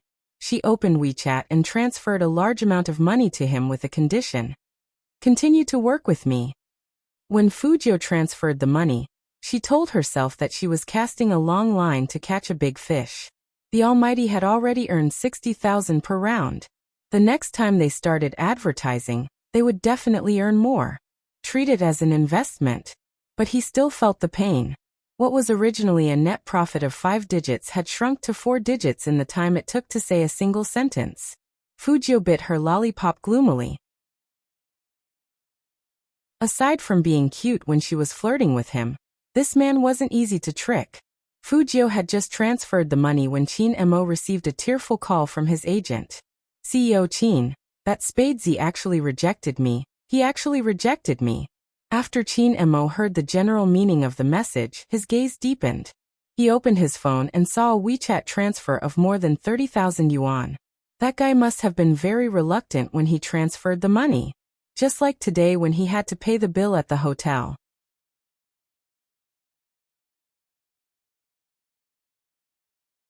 Chapter 61. Chin Mo turned off the computer and stood up, but he didn't go to sleep right away. His slender fingers moved slightly, and he sent a WeChat message to Fujio. Did you just reject a player's friend request? Fujio agreed and felt that she should flirt with him again before going to sleep. She opened the voice message and replied, except for the Almighty, I didn't add anyone else in the game. Are you touched? Do you want to marry me? If it's someone with a body like the Almighty's, I might consider sleeping with him. Chin Mo took the documents from Secretary Liang. He was still pressing his phone with one hand, and his lazy voice came into Secretary Liang's ears, with the clarity of a teenager. Secretary Liang couldn't hear the voice on the other side of the phone, but his CEO suddenly stopped moving. He stood there without saying a word, and the expression on his face kept changing. His fair and slender fingers clutched the phone beside his ear, and his eyes were filled with uncontrollable coldness. It was as if he would crush the person on the other side of the phone to death if he said one more word. Secretary Liang didn't dare to watch anymore. He lowered his head and pretended to pack his bag. Finally, his CEO took a deep breath, opened the WeChat message, and replied with a deep voice message. If I hear the word sleep from your mouth again, you don't have to talk anymore. Sleep. Secretary Liang's eyes were burning. Chin Mo glanced at him and closed the door with an indifferent expression. Secretary Liang. No, CEO, where do you want me to go in the middle of the night? It's very cold outside the rooftop. After dealing with the eavesdropper, Chin Mo unbuttoned his shirt with one hand and sent a voice message with the other. The player who added you is my agent. I know. Fujio twirled her silver hair with her fingers and put her legs on the computer table, looking indescribably handsome. If I don't want to, I can use your back door. Why should I use someone else's? Maybe it was because it was too late, but when the youngster's voice rang in her ears, it didn't sound so annoying anymore. Chin Mo pulled out a towel from the side. When he tilted his head, his white shirt was half open, revealing his beautiful abs and sexy mermaid lines. As he unbuttoned his pants, they moved up slightly. At that moment, Chin Mo seemed to have thought of something. He paused for a moment and quickly threw the trousers to the side. He pressed the phone screen and replied indifferently, tomorrow, the Chin group will sign the first batch of rookies. As a specially recruited member, you can come directly. What about the preliminaries in half a month? This is an internal move. Fujio understood Almighty Chin's meaning with just these 3 words. She curled up the corner of her mouth and said, I'll go after I buy the accessories tomorrow. Yes. This was Almighty Chin's reply. If he didn't say anything, it would always be a few words, incomparably cold. Fujio didn't mind. She yawned and laid down on the bed casually. Her soft silver hair spread out, accentuating her white pointy chin. She replied in a daze, good night. In the foggy bathroom, Chin Mo listened to the sound coming from the phone. It was low and soft, not at all like the domineering and mischievous youngster that usually infuriated people. Subconsciously, his finger slid across the screen and tapped on the short green voice message again. Separated by the fog, no one could see the expression on Chin Mo's elegant and handsome face.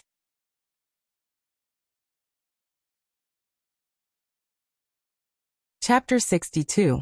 After realizing what he had done, Almighty Chin's beautiful eyebrows furrowed.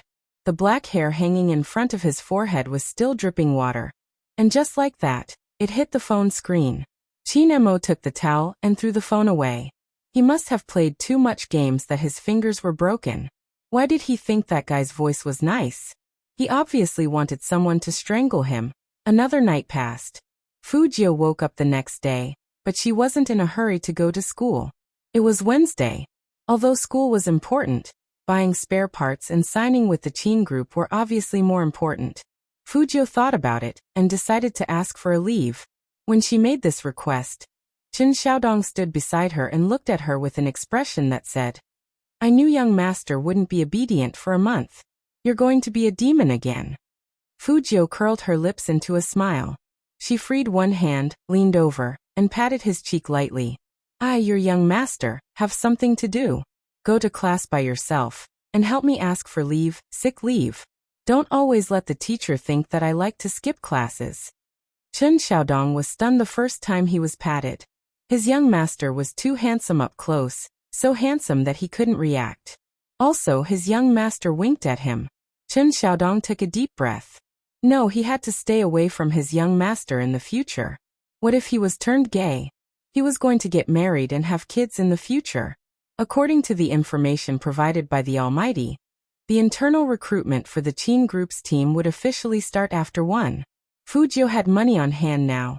Even though it was only 4 digits, it wasn't a problem for her to buy a good computer. For example, graphics cards and RAM.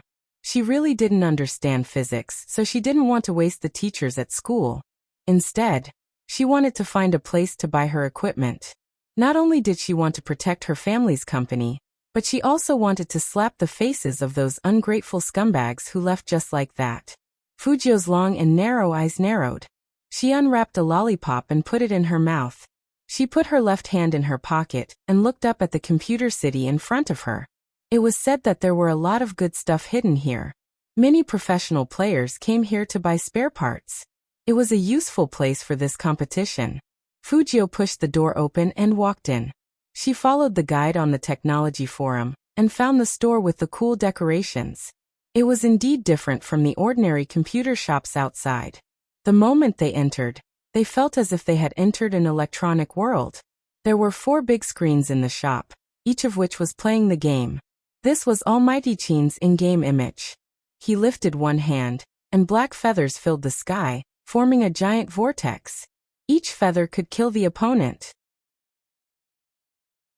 Fujio also thought that Almighty Qin's ultimate move was very cool, but her thin lips perked up.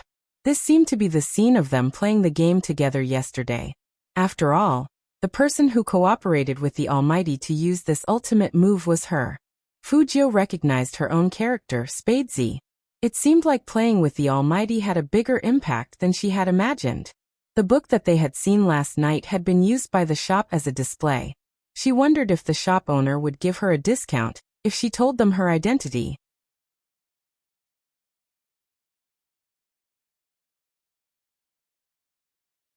Chapter 63.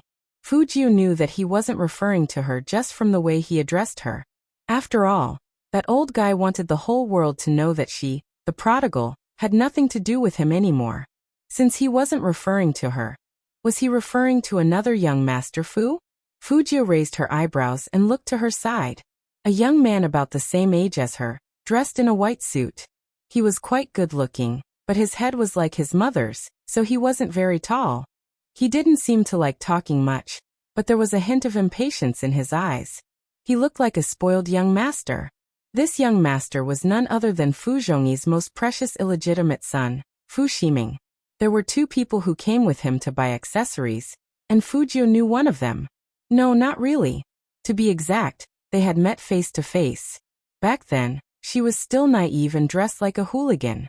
When she quarreled with He Honghua, it was this guy who looked at her with a smile on his face. Fujio could still remember the way he looked at her. Contemptuous and disdainful. It was probably because she kept seeing that gaze that she would quarrel with He Honghua over trivial matters. The manager of the company, Du Zhe. The scumbag who caused her mother to be at a loss. Fujio bit the lollipop with her white teeth, and the corner of her mouth slowly turned up into a smile. Was everyone here? She really had to remember these 2 faces, or else what would happen if she missed when she hit them? Du Zhe also saw the prodigal son that he despised the most. In the past, out of consideration for He Honghua, he still had to address him as young Master Fu whenever he saw him. In actual fact, he had long hated this mother and son pair. The older one was from the countryside, and the younger one had no taste. Being around them would lower his status. Unlike the person he was following now, who was not only knowledgeable but also talented in games. They were both children of the Fu family, but this person's future was more than twice as bright as that prodigal son's. Young master. Duze glanced at Fujio and turned back to Fu Ximing. Why don't we go over there and take a look? There are so many flies here, and it would be bad if they spoil your mood. Fu Ximing also recognized Fujio. But so what? He had never put his stupid brother in his eyes. When he was young, he was always called a bastard. He had to yield to Fujio in everything. Now he was right. Who was Fujio anyway? That kind of trash wasn't even worth a glance from him. Fu Ximing raised his chin, pulled up the zipper of his jacket and said seriously. He doesn't need to leave, so why should I? Keep picking. Didn't you just say that the things here are good? My keyboard needs a new one a long time ago. This one looks good. I'll buy it here. All right. Duze laughed. Young master is right. If he doesn't need to leave, then we don't need to leave either. The other person also laughed. Young Master Fu is indeed knowledgeable about computers. When we go to the Qin group later, I will be able to help young Master Fu. I still need Manager Li's help. Duze continued. I heard that Manager Feng is very particular about first impressions. In addition to playing games well, he must also be good-looking. This.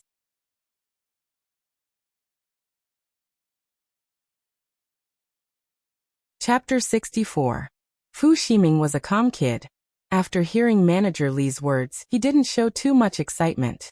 It was good for a high school student to have this little bit of arrogance. Duze laughed. He wasn't proud, but he wanted that prodigal to hear the news. He wanted to see the difference between him and young Master Fu. It would be best if he got angry again and started a fight with them in the shop. Then he would tell He Honghua about it. Then He Honghua's company wouldn't need any more trouble. And it would definitely collapse. Duze's plan was good, but he didn't expect that Fujio wouldn't be angry at all. Fujio was not angry at all after hearing their words. Instead, she picked up a mouse and asked the shop assistant, "How much is this model?" That careless look made it seem like she didn't care about them at all. Duze frowned, but he quickly relaxed. Nowadays, even people who don't know anything about computers come to this shop to mess around. In the future, this shop should have a VIP system or something to regulate who can enter and who can't. Manager Li knew a little about the Fu family's business, so he glanced at Fujio. Manager Du, let's do our own thing. Don't care about these small fries. If they want to burn money, let them. This set of equipment isn't cheap. Duze thought about it and agreed. He Honghua's current wealth wasn't enough for this prodigal. Buy it, the more the better. But unexpectedly, Fu Ximing also took a fancy to the mouse in Fujio's hand. I want that model too. Duze opened his mouth but he didn't say anything. Fujio curled up the corner of her lips. She looked so mischievous that the shop assistant blushed. I'm really sorry. The shop manager heard the sound and walked over. This is the same model as the Almighty's. There's only one left in the shop. Only one left? Then who should it belong to? The shop assistant felt that it should belong to this silver-haired handsome young man. After all, he was holding it in his hand and had to pay for it. But Duze wanted to challenge the bottom line. Since it's good stuff, it should belong to whoever pays more. This. The shop manager looked a little embarrassed.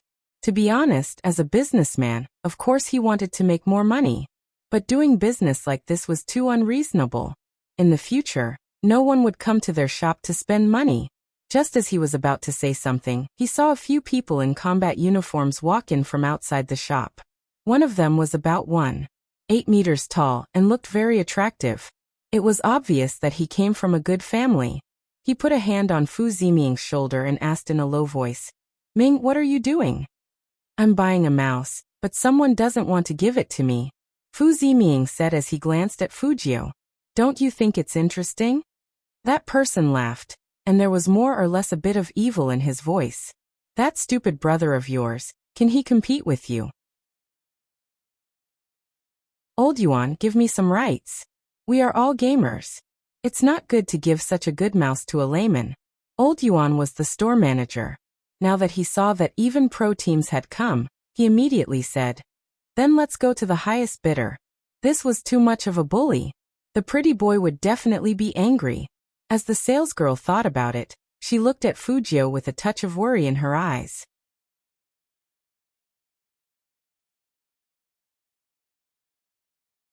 Chapter 65. 10,000. 10,000 yuan to buy a mouse? Isn't it too expensive? The salesgirl's eyes widened. Moreover, this handsome young man had just asked her in a low voice if she had any preferential policies. How did he suddenly become such a nouveau riche? Duze was also stunned. He Honghua was begging everywhere for a loan. Could it be that there was still money left at home? Otherwise, why would this prodigal be so arrogant? Spending 10,000 to buy a mouse was indeed too expensive. Even a pampered young master like Fu Ziming felt the pinch. However, with so many friends watching and the manager of the Qin Group's club, he couldn't lose face. 11,000. Fu Ziming sneered and raised the price. Who didn't know that He Honghua had no money? You're still pretending, huh? He wanted to see how far this prodigal could go against him. 11,000? Fujio laughed and slowly put down the things in her hands. Boss, you can sell this mouse to this idiot. Spending 10,000 yuan on a mouse. Either he has money to burn or he's sick in the head. The store manager. Fujio didn't care about other people's reactions. She sucked on another lollipop, smiled evilly, and took out the hard drive under the mouse. Actually, I want this more. Give me 10 with the biggest memory. After all, he wasn't here to buy a mouse but to buy a hard drive. Then why did he still bid? And he even shouted so high. Could it be? Fu Ziming's fingers tightened, and the words came out one after another. Fu. 9. Are you kidding me? Yeah, I tricked you. Fujio put her silver hair back and smiled fiercely. So what? You. Fu Ziming was so angry that his whole body was trembling. However, he was still rational. He was also thinking about his status at all times. He could not argue with a person who was completely unpresentable on so many occasions. That would only lower his image. Fu Ziming took a deep breath and laughed. It's just 10,000 yuan. I know you can't afford it now, but you're smart enough to think of a backup plan. When my dad and your mom get divorced, let's see how you can still be so arrogant. Facing such a person, Fujio wasn't angry at all.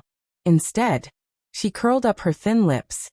Fu Ziming, if I were you, I wouldn't tell everyone that I'm an illegitimate child, or that my mother is a mistress, and that my first wife got divorced.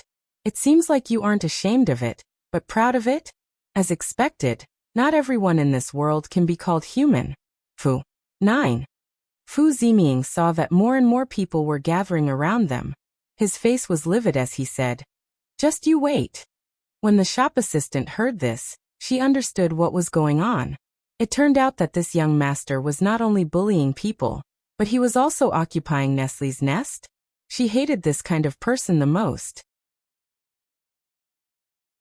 As soon as she saw that Fu Ziming was about to leave, she immediately shouted, "Sir, please settle your bill before you leave. You've spent a total of 11,000 yuan. Are you paying by credit card or cash?" Fu Ziming took another deep breath and pointed at Duze. Get him to pay. Duze did not expect such an outcome. Not only did he fail to bully that prodigal, he even wasted 111,000 yuan on a mouse that was only worth a few hundred yuan. Most importantly, he was the one who paid for it. What bad luck. What's wrong with this prodigal? Did he become smarter? No, that's impossible.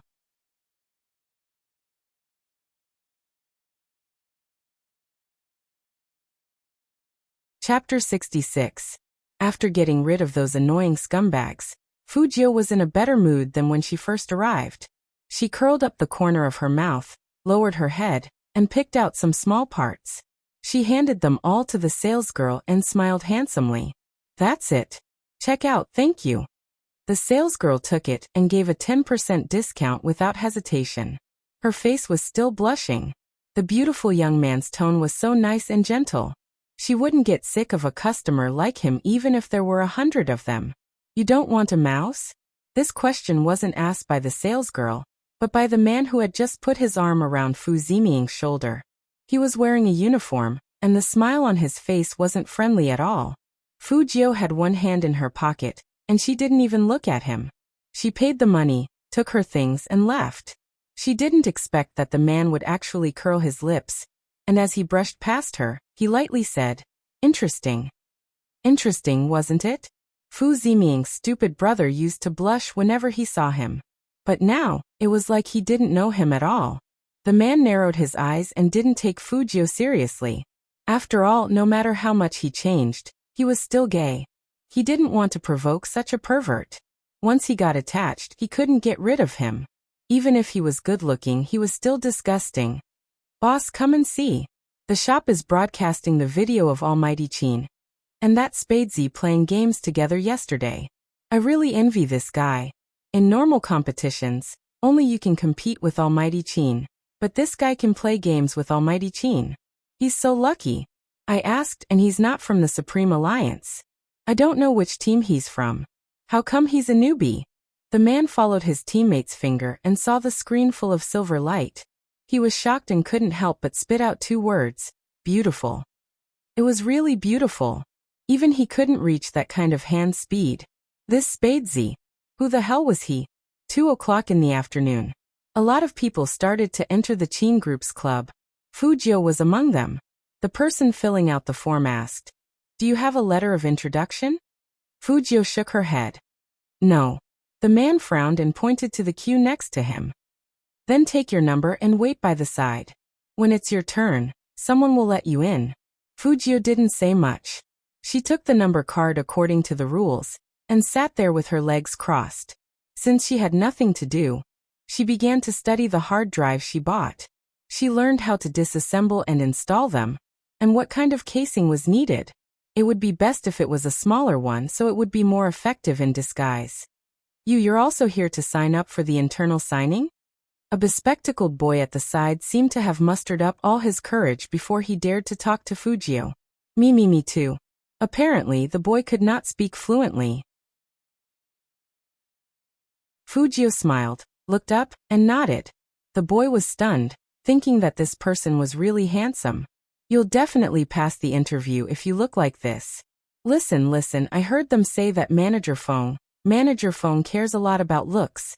You're also very handsome." After Fu Jiu said that, she added with a smile, "Still very young." Just as the two of them were chatting, Fu Jiu's WeChat rang.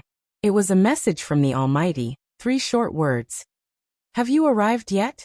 Not even a punctuation mark.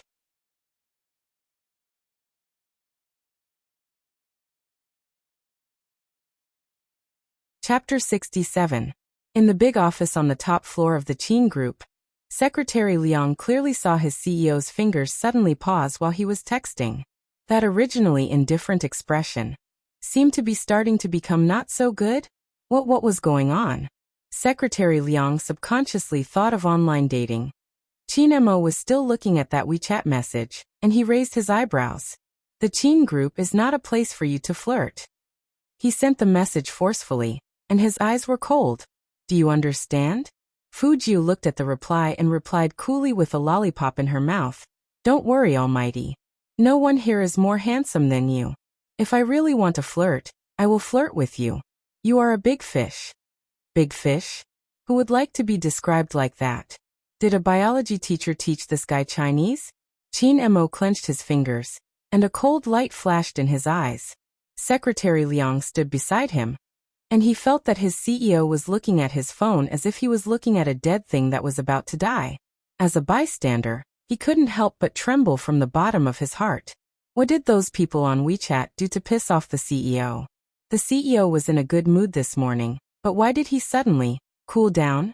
Qin Mo pushed open the door of the conference room with one hand and sent the last WeChat message on his phone screen. Then he raised his head and looked straight at Secretary Liang with a pair of deep, watery eyes. His voice was cold. "Go and inform the team now. In the future, if anyone in the team flirts with someone in the company, I will cut off their salary." "Ah, yes." After Secretary Liang answered, he felt that the notice was a bit strange. Flirting? All the teams were practicing their skills in the game. In order to prepare for the upcoming city war, everyone had been in the company for a few days. Who would be in the mood to flirt? Besides, how could they flirt with a bunch of young men? Even if they wanted to flirt, they should at least pick a girl, right? At this moment, Fujio was still sitting on the cold bench. She looked at Almighty Chin's message and smiled. Her fingers moved quickly. You go ahead with the meeting. I'm fine on my side. I should be able to pass. She didn't want to bother the Almighty with trivial matters like the competition. She needed him to earn money, so she couldn't just take him out for a walk. Although the Almighty said that he would come to see her after the meeting. However, Fujio still felt that it was a small competition, and she could win easily.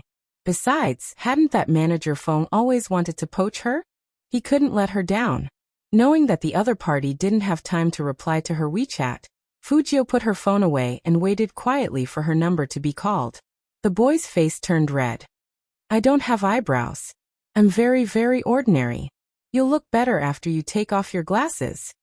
Fujio turned her face, her silver hair shining. Your foundation is there.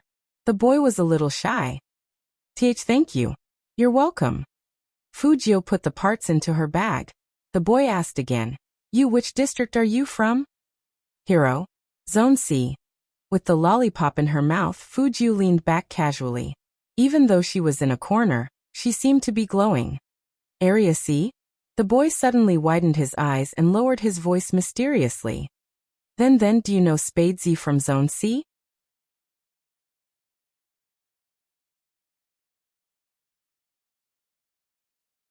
Chapter 68. Fujio coughed and didn't say anything. Should she say that she knew or didn't know? The boy's eyes were shining, but he was still stuttering. He's really good. I heard that he will also participate in the internal signing. I really want to see what he looks like in person. Fujio paused and chuckled.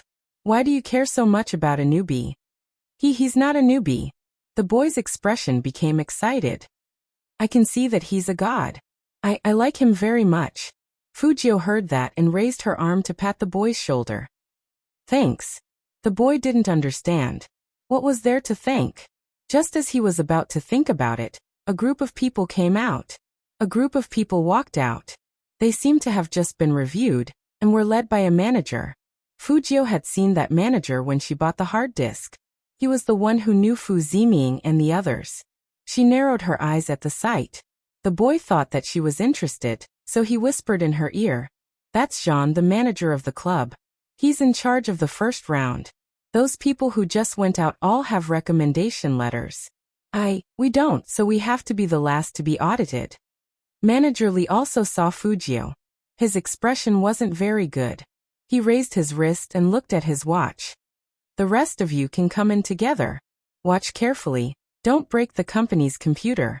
The first round of the club's audit was to test their hand speed. Of course, playing blindly was the most basic. Every player had a nervous look on their faces, because whether they could be internally signed into the strongest league team in the country depended on today's gamble. The club provided everyone with an account to log into the game, but they didn't log into League of Legends, but QQ Dazzle Dance. It was to test their reaction speed. Fujio thought it was a good method. After all, she liked to do a round of QQ Dazzle Dance to train her fingers when she hacked into the network. So QQ Dazzle Dance was not difficult for her. But Fujio had a habit. She liked to do it on a high difficulty level, so that her fingers could stretch better. The sound of the spacebar on the keyboard rang out, and stopped at the same time in the office. It was very neat. After every round, the computer would show the hand speed of that round. Everyone could play 3 rounds, and the fastest hand speed was chosen. Of course, they could only see their own screens. But they didn't know that there was a freak among them with a hand speed of 90%. That freak was, of course, Lord Gio. Fujio's hand speed was fixed after playing for a while, so she was the first to stand up, fill in the speed form, and hand it to Manager Lee. Manager Lee looked at him sternly. The test is 3 rounds, take the highest score. It doesn't matter how many rounds I play. Fujio's voice was indifferent. Besides, isn't the result voluntary? Since it is voluntary, I taking the first round is not against the rules.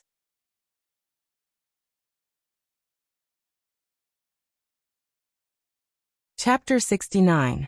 Fujio wasn't annoyed by his words. She just said lightly, "Then what do you think we should do? I've already filled in my grades. Take your form back and redo it." Manager Lee didn't even look at him, and just threw Fujio's form at him casually. The boy who had just spoken to Fujio looked at him worriedly. Fujio smiled and bent down to pick up the form. Only then did the boy calm down. He wanted to quickly pull him over to do another test. But who would have thought that as soon as Fujio straightened her body, she would raise her hand and use a little force, and the form paper would instantly split in half. At first, it was just the sound of typing on a keyboard. But now, under Fujio's influence, everyone stopped what they were doing. The testing room was so quiet that only the sound of paper being torn could be heard. When Fujio tore that form into pieces and put it in front of Manager Lee, she was surrounded by a flood of discussions. However, she acted as if she hadn't heard anything. She placed one hand on the table and lowered her voice. "If the teen club can hire a manager like you, then I'd rather not play games with this team." Suddenly, the testing room was in an uproar. No one dared to talk to the club manager like that. Did he really not want to be nominated? Manager Lee had never been provoked like this before. He was completely embarrassed. The anger on his face had already burned his eyes. "Fine. Very good. You have guts, right? Then take your things and scram." Fujio sneered and didn't say anything else. She took her school bag, hung it on her shoulder, and walked straight out of the testing room. Her back view was unbelievably cool. The boy sat on his seat and looked at his hand speed. Then he looked at the screenshot of the computer beside him.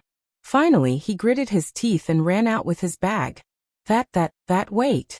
After Fujio heard the sound behind her, she turned around and raised her eyebrows. "Why did you come out?" I saw you leave. I don't want to be there anymore." After the boy finished speaking, he broke into a big smile. Although I really want to enter the Qin Corporation, but for someone like me who can't even speak properly, I'm sure I won't get any training resources in the end. That manager looks very snobbish. I don't like this kind of environment. Playing games is supposed to be happy, right? Fujio touched the bridge of her nose. She couldn't help but feel a little guilty after hearing those words. After all, her original intention in playing games was to make money, and now she was trying to take back He Honghua's company. Compared to this obedient child, her starting point seemed to be too utilitarian. Since we don't need to compete, let's go eat." The boy's face was flushed and he was very handsome. "I know that there's a good hot pot restaurant here, so I've always wanted to eat with the people in the game. I didn't expect that my wish would come true so soon." Fujio. Why did she always feel that this obedient baby was very similar to Almighty Qin in some aspects? Was it an illusion? Why were these gods so nice to the people in the game? "Let's eat, but I don't have money on me. You treat first, and I'll treat you next time." As Fujio spoke, she raised her hand and put it on the boy's shoulder. This time, the obedient baby's face turned even redder, but he was still very cute. He nodded heavily. "I'll treat. That hot pot restaurant is mine." Fujio.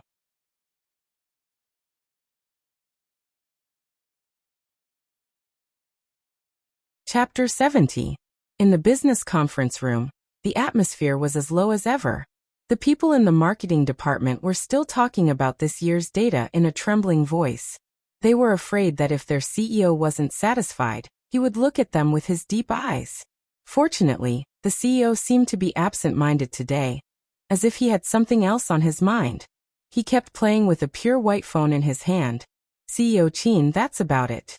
The people in the marketing department subconsciously waited to be scolded after they finished talking. Unexpectedly, yes. That's it? Everyone couldn't get used to it. Qin Mo didn't pay much attention to it. He just needed to adjust the data. He paid more attention to the time. At this time, that guy's test should be over. When he entered the team, he would keep him by his side so that he wouldn't flirt with others. Thinking of this, Qin Mo's mouth turned up slightly, revealing a faint smile. The senior executives in the meeting were stunned.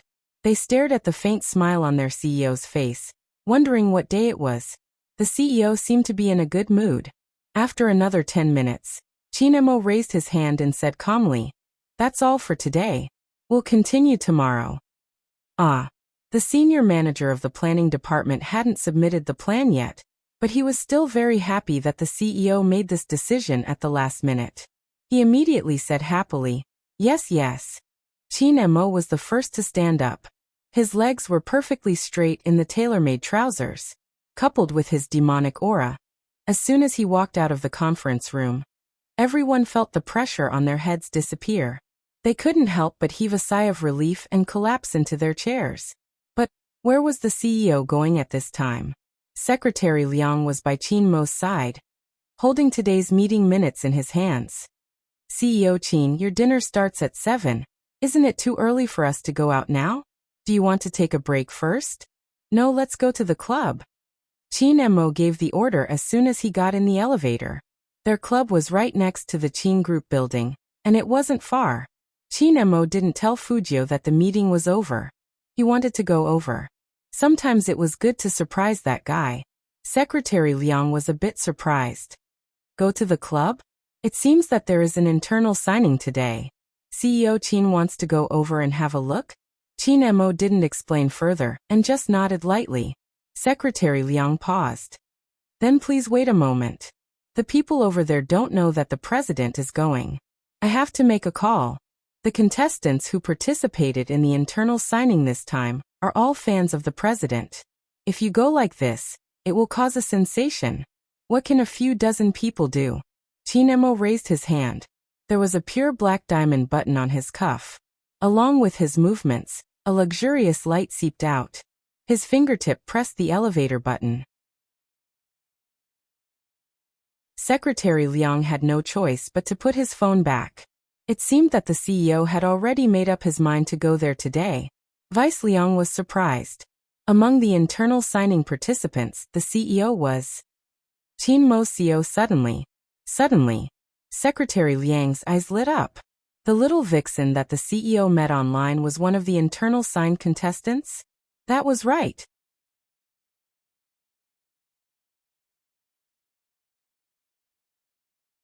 Chapter 71. As soon as Chinemo entered the club, he saw his silly agent standing on his tiptoes, waiting for someone. Feng Yi was indeed waiting for someone, but the person he was waiting for never showed up. After seeing his almighty, his eyes lit up. "CEO, didn't you say that Spadesy would come? Where is he? I've been waiting for him here for a long time, and I had to disguise myself. If the reporters recognized me, they would definitely catch me for an interview. You know, I'm actually very popular." Chinemo glanced at his head with a hat on, and his voice was indifferent. "Is this the result of your disguise? You're just a stupid fisherman?" Feng Yi decisively turned his head to ask Secretary Liang. "Don't I look good?" Secretary Liang blinked. Feng Yi felt that he had enough of his almighty's poisonous tongue. He took off his hat. "Even if I don't look good, where's Spadesy? He's doing a test inside." Chinemo threw down this sentence and walked to the test room. When the people in the club saw his handsome face, they all took a step back and couldn't help but cover their mouths. Almighty Chin actually came. The outside of the club was in an uproar. It was the third round of the test in the test room. This time, they were logged into Hero to test their ability to clear dungeons. They were all using their own accounts. Manager Li was still angry about Fujio's behavior just now. He walked in circles and said coldly, "Let me tell you, if you're playing a game, you should have the attitude of playing a game. Don't be like that wastrel who just left. Does he think that the Qin Corporation is a place that anyone can enter? Then you guys." Before he could finish his words, he was shocked by the person standing at the door. "See President. Why is he here?" Manager Li looked at that tall and noble figure, and immediately walked up to him. "CEO Chinai?" Chinemo didn't even look at him. He walked in with an indifferent face. He was dressed in a well-ironed suit, looking extremely noble. All the players stopped what they were doing and looked up at him. They couldn't hide their excitement. Almighty Qin. They saw the real Almighty Qin. Chinmo's fame wasn't just because of his face, but also because of his outstanding maneuvering skills. Needless to say, he wasn't just the Prince Charming in the hearts of women. He was also the hero that many players wanted to follow. Now that he had appeared here, it naturally caused a frenzied reaction. Qin Mo stood there as though there was no one around. His eyes scanned the players inch by inch, and in the end he frowned. Why wasn't he here? Qin Mo lowered his head and glanced at the WeChat message. His number was on it. Number 19? Qin Mo followed the number, and saw that the seat in front of the computer was empty. Secretary Liang had been with his young master for a long time, so he quickly understood the meaning of his CEO's gaze. He turned his head and asked, "Where's the contestant sitting at machine number 19? As soon as this question came out, the testing room was silent for half a minute. The players looked at each other with an indescribably subtle expression. No one dared to speak. Instead, they secretly glanced in the direction of Manager Li. Manager Li himself was also stunned. After all, he never thought that Secretary Liang would ask about this kind of thing. He was still thinking of an excuse. Qin Mo stood there, his eyes narrowing dangerously.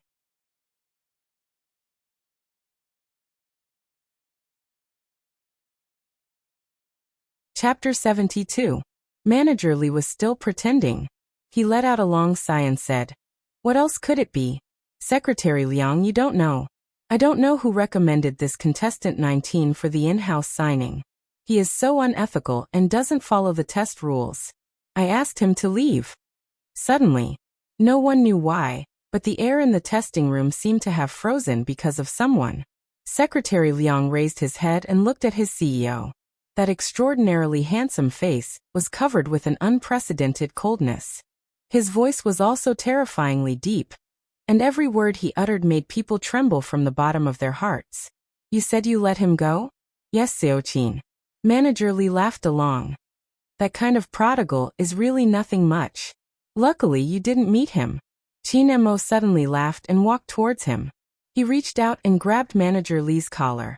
His eyes were so cold that they could freeze a person to death. "Who do you think you are? How dare you let the contestant go?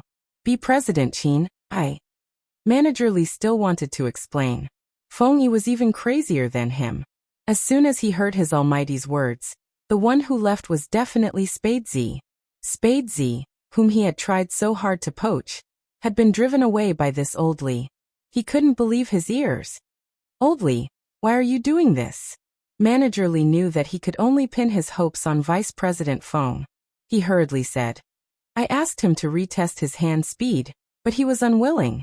It was that prodigal who tore up the results sheet. He didn't want to come to our club." Qin Mo didn't believe him at all. He raised his hand and pointed, calling a contestant. "Tell me what exactly happened." The contestant didn't expect that his idol would call him. He immediately stood up and said excitedly, "Contestant 19 was the first to finish the hand speed test and fill out the form." Manager Li humiliated him and said that he only knew how to show off. He told him not to be so full of himself and to take the test again. When number 19 heard this, he tore the form on the spot. He even said that as long as the club has someone like Manager Li, he won't join Supreme Alliance. The contestant forced himself to finish his sentence because he realized that with every word he said, Almighty Qin's deep eyes would become colder. In the end, it was like a frozen pond. He looked as if he was going to kill someone. Feng Yi was listening from the side. He hadn't expected things to turn out this way. He looked up at Manager Li, his hand trembling. I asked you to watch the test. Did I ask you to cause trouble for me?" Qin Mo didn't waste time with anyone. Instead, he grabbed Manager Li's collar and pressed him in front of the computer. He was born in the third generation of the military and had never been gentle. At this moment, he displayed his ruthlessness to the extreme. Take a look at his hand speed. People like him have the right to be arrogant. That kind of Qin Mo was simply too terrifying. It lacked the nobility and indifference of the business world. His eyes were bloodthirsty and cold. Manager Li's whole body was trembling. "Boss Qin, I didn't do it on purpose. I really didn't do it on purpose."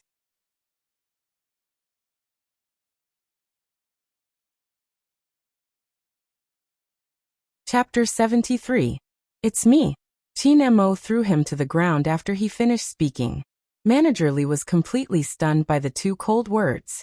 His eyes shook violently, his face pressed against the computer screen. And just like that, he slumped into his seat. Even after Qin Mo left, he didn't come back to his senses. His face was frighteningly pale. Because he knew that his future was over. He would be fired immediately without the CEO's order, and he wouldn't even be able to survive in Jiang City. Why? Why was that wastrel introduced by CEO Qin? At the same time, Fujio's hand speed was also displayed on the computers of all the contestants. Looking at that result, everyone who knew about games was stunned. And then there was an unbelievable uproar. More than 90%. At this moment, everyone was silent. Shock, and astonishment swept through the entire testing room. That kind of hand speed was something they couldn't achieve even if they practiced for a lifetime. Who on earth was this contestant 19? Everyone was asking, and everyone was curious. But his information had already been torn up and thrown into the dustbin. What a slap to the face. Qin Mo strode forward. That extremely cold back made Secretary Liang and Feng Yi pale with fear. Especially Feng Yi. He was in charge of this internal drawing. Who knew that his people would directly reject Spadesy, who was poached by the CEO. Not only would the CEO be angry, but he also wanted to kill that bastard old Li right now.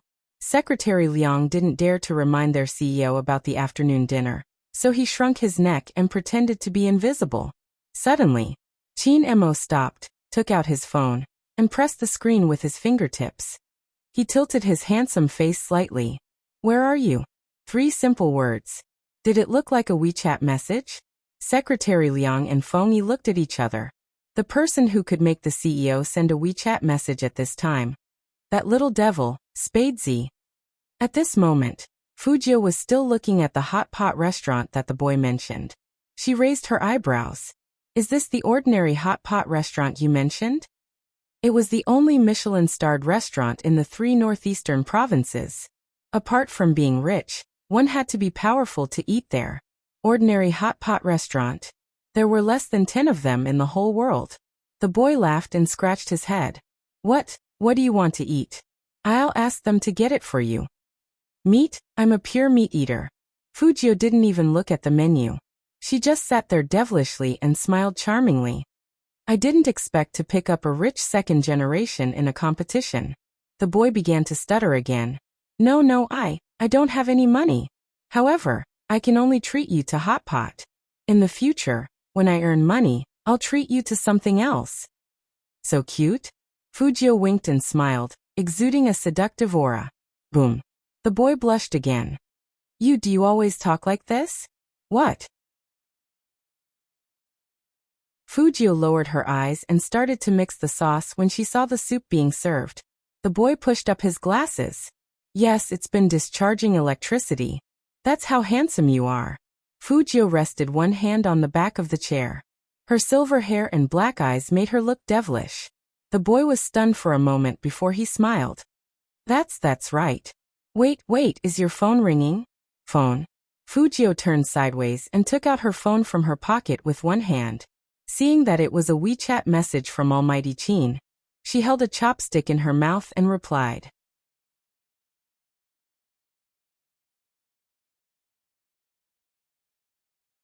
Chapter 74.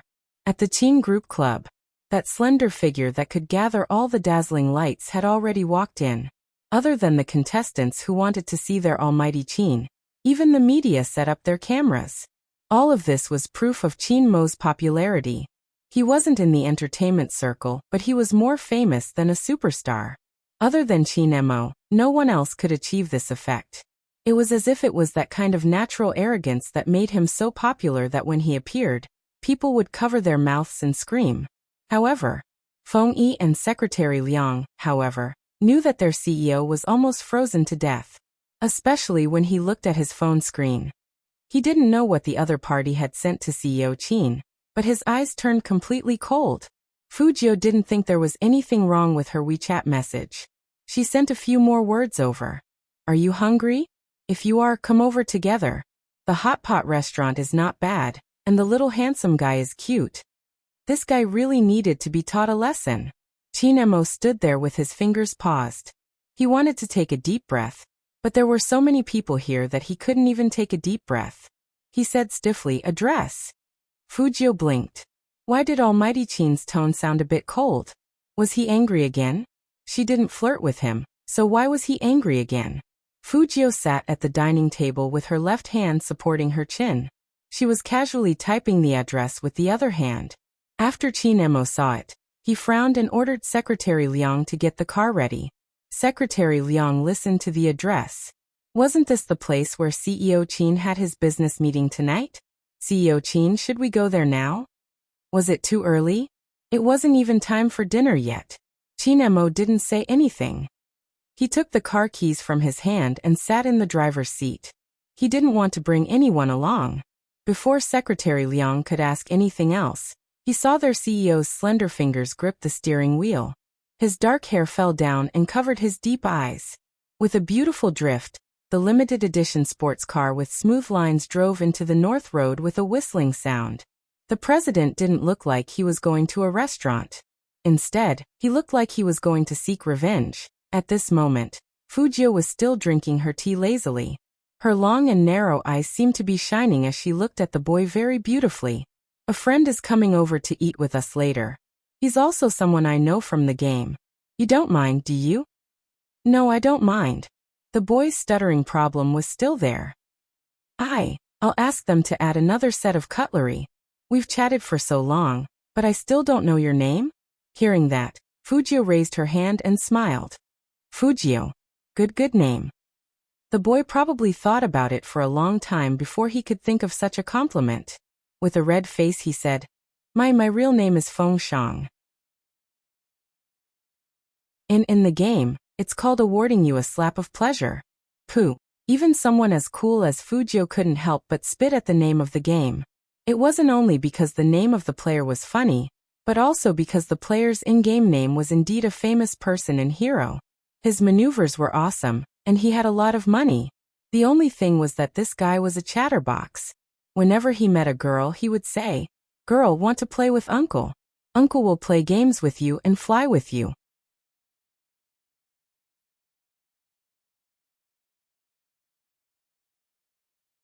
Chapter 75.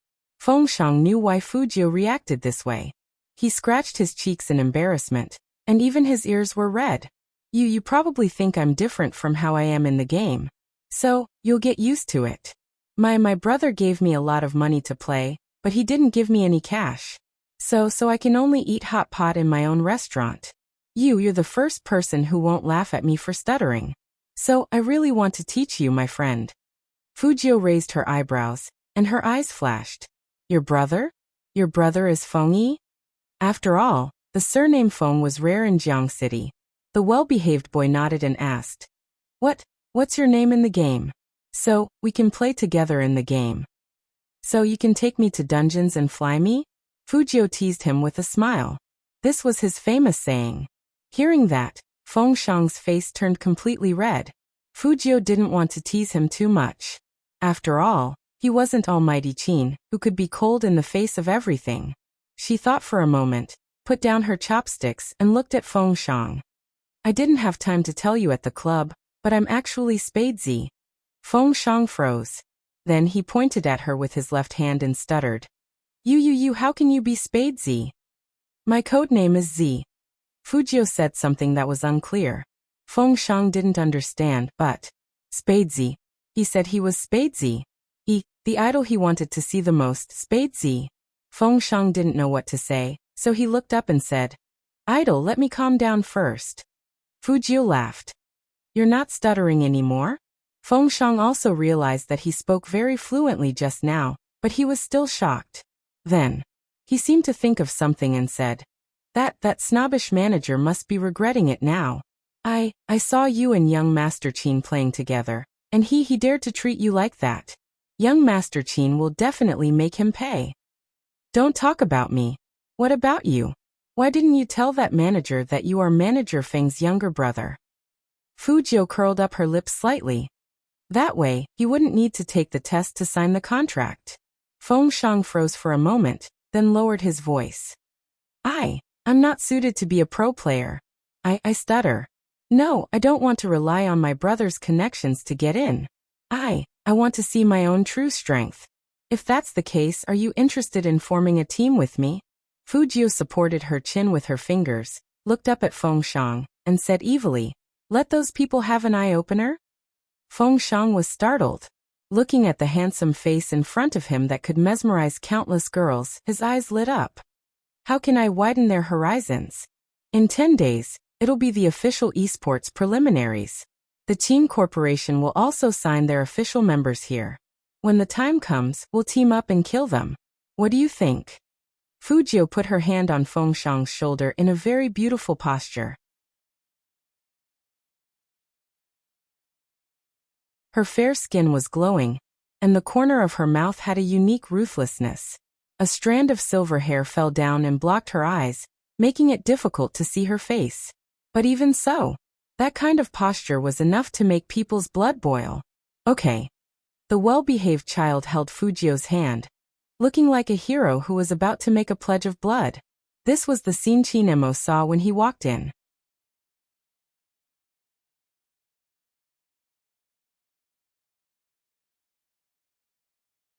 Chapter 76. CEO Qin. The waiter looked at the man's face carefully, and his voice was so low that it was almost inaudible. Chinemo looked at the two people in front of him.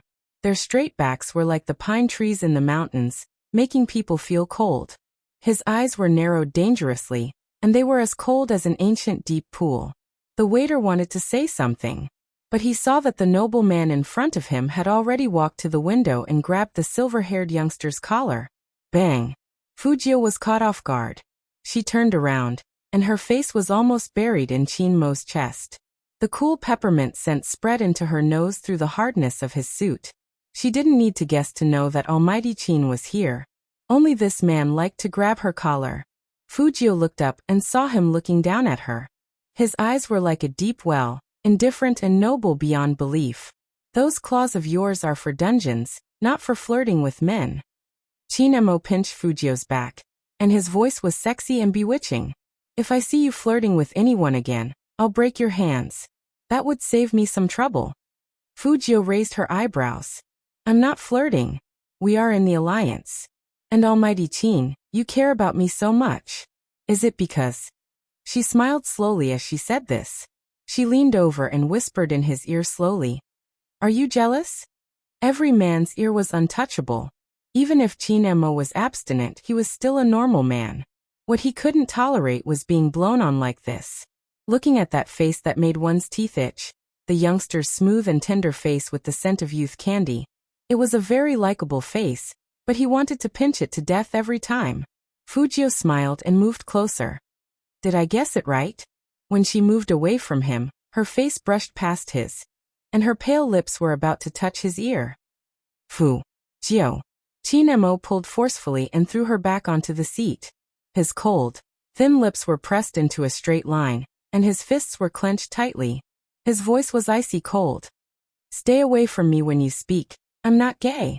I won't be jealous of you. Sit down and enjoy your hot pot. Chinemo was speechless when he heard Chinmo's words. You'd better stay away from me. Fujio touched the bridge of her nose. Are you really angry? Did he go to find me after the meeting, only to find that I wasn't there, so he got angry? You can't blame me. That manager of yours is really too troublesome. With my bad temper, do you think I can tolerate it? The only reason I didn't beat him up was because he was on your turf. Does that mean I have to thank you? Chinmo's voice turned colder. Fengxiang was dumbfounded. After all, he had seen young Master Qin a few times, but he had never seen him treat anyone like this. He didn't look like he really wanted to deal with his idol, but his eyes showed that he really wanted to break his idol's neck. But what did his idol just do? He almost kissed young Master Qin's ear? Was he looking for death? As his idol's new comrade, he had to say something for his idol, or else young Master Qin would really ban his idol. Young Master Qin, this really isn't Jiujiu's fault. That managerly obviously didn't like him, so he told Jiujiu to get lost.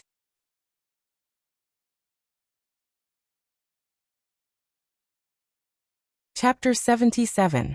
It was a nice word, but when Almighty Qin said it, it brought a chill that made people shiver from the bottom of their hearts. The air around them seemed to be frozen, and all the waiters didn't dare to look at him. Young Master Qin, who had power over 3 provinces, was really not someone to be messed with. They also hoped that second young master would shut up and stop talking, or even young Master Qin wouldn't be able to save second young master. Fengshang did shut up, and his head was about to drop to the ground. Wasn't Jiujiu a good name? Why did young Master Qin's eyes look colder than before? Fujiu knew where the problem was. After all, if it were him, he would be in a bad mood when he found out that his friend was gone. In fact, Almighty Qin thought highly of her, or he wouldn't have gone to the club to find her right after the meeting. Almighty Qin could have sent his secretary, and he didn't have to go himself. Thinking of this, Fujiu put down her chopsticks, looked up at Qin Mo, and sighed. You didn't give me a letter of introduction, and that manager's words were too harsh, so I had to leave. Hearing the youngster's low voice, the coldness in Qin Mo's eyes gradually disappeared. He did forget to give this guy a letter of introduction, and he thought that nothing would go wrong with Fengyi around. Thinking of this, Qin Mo took another look at the youngster with his head down and chopsticks in his hands. He frowned, and an inexplicable sense of guilt rose in his heart. So let's not talk about the past. Sit down and eat hot pot. Fujiu reached out and grabbed Qin Mo's arm. With the Almighty here, the food would definitely be able to keep up, and they could order a few more plates of meat. Qin Mo didn't expect the youngster to suddenly do this, and before he could react, he was dragged to a chair by the youngster. Their shoulders were still touching, and the distance between them was so close that he could clearly see the fine hair on the youngster's white cheeks if he tilted his head. This kind of closeness made him a little uncomfortable. He frowned, sat up straight, and said in a low voice, "That manager, I've taken care of it for you. Come back to the Qin group with me after dinner." Almighty, we are brothers. Fujiu scooped up the tender beef without looking up. She had an evil smile on her face. I'm someone who cares about my reputation. Think about it, if you were humiliated like that, would you go back just like that?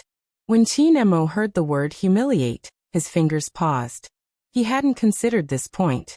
When he saw the youngster pick up a piece of beef for him with his chopsticks, Qin Mo's beautiful brows furrowed even tighter.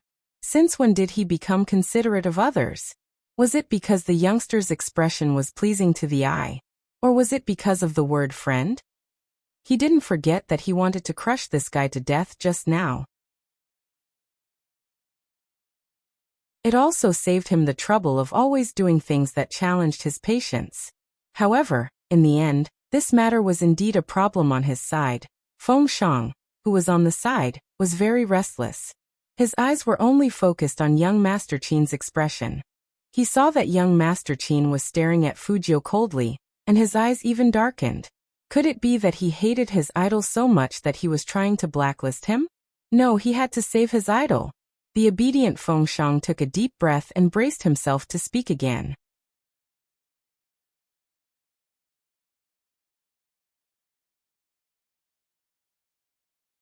Chapter 78. Hearing that, Fengshang's back stiffened, and his stuttering voice became more anxious. Young Master Qin, don't tell my brother about this. He will use his connections for me if he knows. Seems like he doesn't know. Qin Mo wiped the corner of his mouth slowly. The smile on the corner of his mouth was like a knife being sliced into pieces.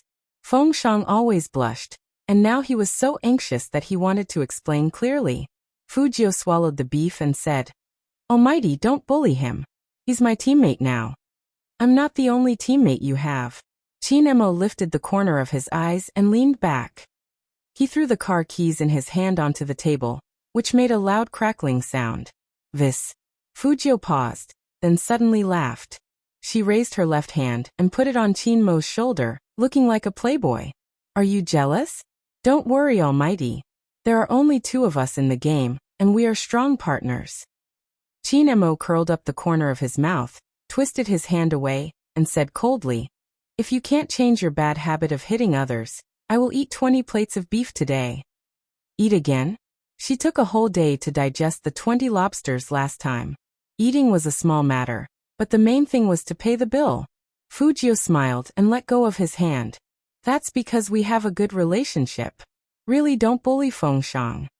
Why are you so protective of him? Qinmo's eyes were a little low. Fujio said frankly, I want to take him to the esports competition next month. It's the only way to enter the team. I can take you there, but you don't want to go. You want to participate in the competition. Qinmo looked up at the young man, reached out his finger, and flicked the tip of his nose. He smiled coldly. Stay away from me, don't talk about the only way, and don't flirt with me all the time. Tell the truth, it's good for you. Fujio laughed. To be honest, after today's humiliation, I don't think it's my style to quietly enter the Qin group. If I don't do something big, I will lose face. Lose face? I think you want to slap someone's face. Qinmo lifted his lids and took out a cigarette. He held it between his lips and said faintly, Did Sen make you angry again? Fujio narrowed her beautiful eyes. I didn't expect the Almighty to use the adjective 3.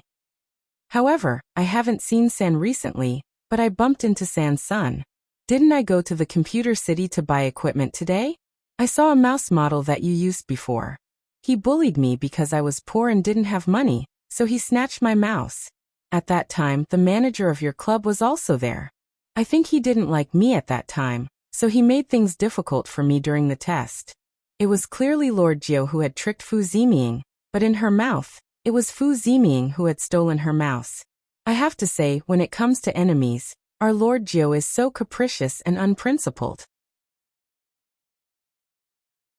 When Fengshang heard this, he finally interrupted. I don't have money either. I can understand the feeling of being bullied. Fujio high-fived him. The two of them were like brothers in hardship. Fengshang comforted her. Idol, I can give you my mouse. There's no need. Tonight, I'll clear a dungeon with the Almighty and earn some money, Fujio said as she stuffed a mouthful of beef into her mouth. She was eating spicy pot, and her lips turned brighter.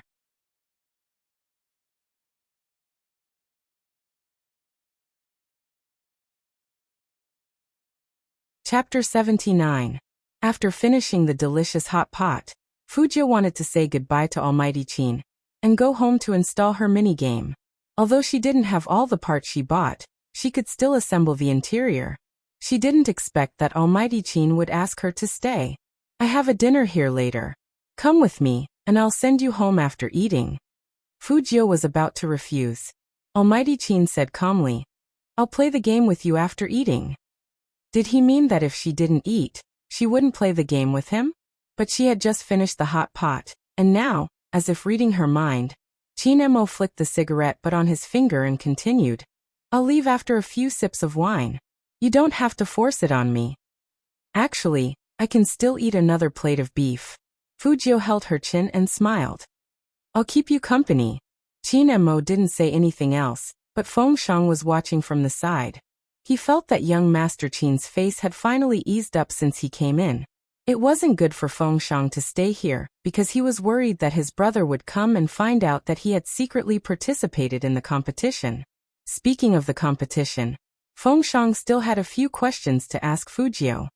Idol, who are the other 3 members of our team? Can you tell me their in-game names?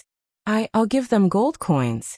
Fujio was very satisfied that she had hooked up with such a good teammate. But the current members of the team. Fujio paused.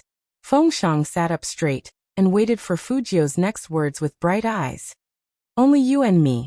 Fujio's hammer fell, and she was still as evil as before. Are you proud to be a veteran member? Even the well-behaved Fengshang couldn't help but twitch his mouth when he heard this. So they didn't even have a team. Why did he feel like he was cheated by his idol? I'm here, aren't I? Fujio was about to pat Fengshang's shoulder. Suddenly, Almighty Qin raised his hand and blocked the guy's movement. His gaze deepened as he tapped the lighter on his fair wrist. Your claws. Was he really going to take care of her? Fujio pouted her pretty thin lips and retracted her hand disinterestedly. Anyway, baby Shang, don't worry. We won't have to worry about not having anyone to fight with. Fengshang thought about his idol's abilities in the game and relaxed a little. But who the hell was Baby Shang? Baby Shang felt bitter in his heart, but he didn't say it out loud. Moreover, Being recruited by his idol was indeed a blessing. Even if it wasn't on a large scale now, he believed that they would definitely become popular in the future. Furthermore, his idol had said that he would bring him along to fight for first place. If he really didn't have any teammates, he would use the game's gold coins to buy 3 to join the party. He had plenty of money in the game anyway. Thinking of this, Feng Shang stood up reluctantly. Then I'll leave first, idol. I'll go home and change my equipment. After all, I have to follow my idol and conquer the world. You and young Master Qin, socialize first. All right. Fujiu lifted her lips, and her eyes reflected the light. It was very beautiful. Looking at his idol, Feng Shang's handsome face started to turn red again. He thought about it and decided to give his idol some advice, so he secretly tugged at the corner of Fujiu's shirt. He didn't expect that his action would make that young Master Qin look at him. He just looked at him. His handsome godlike face was slightly tilted, and his phoenix eyes were half raised. His eyes were clearly curved into a faint smile, but they were cold and sinister.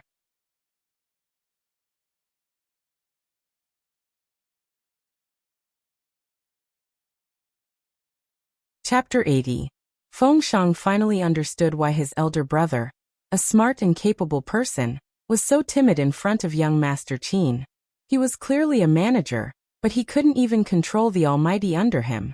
So apart from the fact that young Master Qin was the CEO of the corporation, his gaze could really kill people. The obedient Feng Shang shrunk his neck and swallowed back the warning he wanted to give his idol. Fujiu noticed that she was still tugging at her, so she turned around and looked at her. What's wrong? No, nothing. Feng Shang's stuttering couldn't be changed. Gio, I'll be leaving first. Why, if you don't have anything else to do? You should go home early and log in. Don't provoke young Master Qin. It was a tiger. His idol was so smart, he should know this too, right? But the main thing was, judging from his idol's reaction just now, it didn't seem like he knew about this. Fujiu, on the other hand, was full. She looked a little like a careless cat. She waved her hand, looking as handsome as ever. You go first. I'll carry you in the game after I finish eating here. Okay. Feng Shang blushed again. He really thought that his idol was good-looking. He didn't want to leave, but he couldn't resist the coldness emanating from almighty Qin. After thinking for a while, he left the hot pot restaurant while looking back repeatedly. He was the one who asked out with his idol, but in the end, he was the one who had to leave. He wanted to go home with his idol, and let his idol see the equipment he had bought in-game.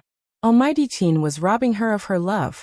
Thinking of this, baby Shang felt a little emotional, but he did not dare to say it. He secretly decided to hook up with more girls in the game today. After Feng Shang left, Qin Mo retracted his gaze. His voice was still calm. If you don't want Feng Yi to know that his brother is participating in the esports competition, stay away from him. It's the same in the game. Got it? Fujiu stretched her back and agreed, but she might not actually do it. The two of them sat on one side. Sunlight shone in from the outside and shone on the young man's clean and delicate side profile through the floor-to-ceiling windows. Qin Mo stood up with the car key in his hand and raised his eyebrows at Fujiu. Get up. Where are you going?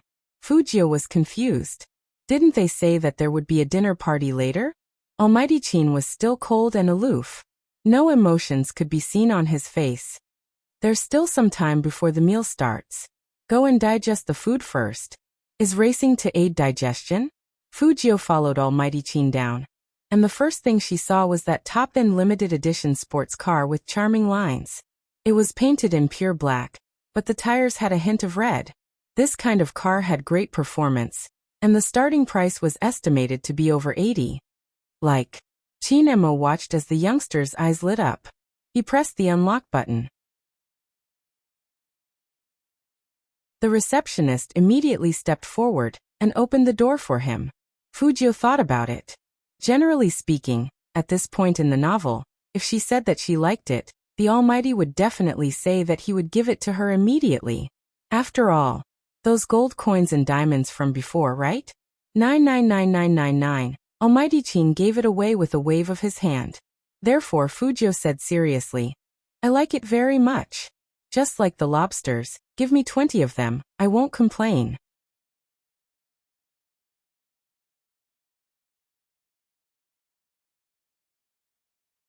Chapter 81.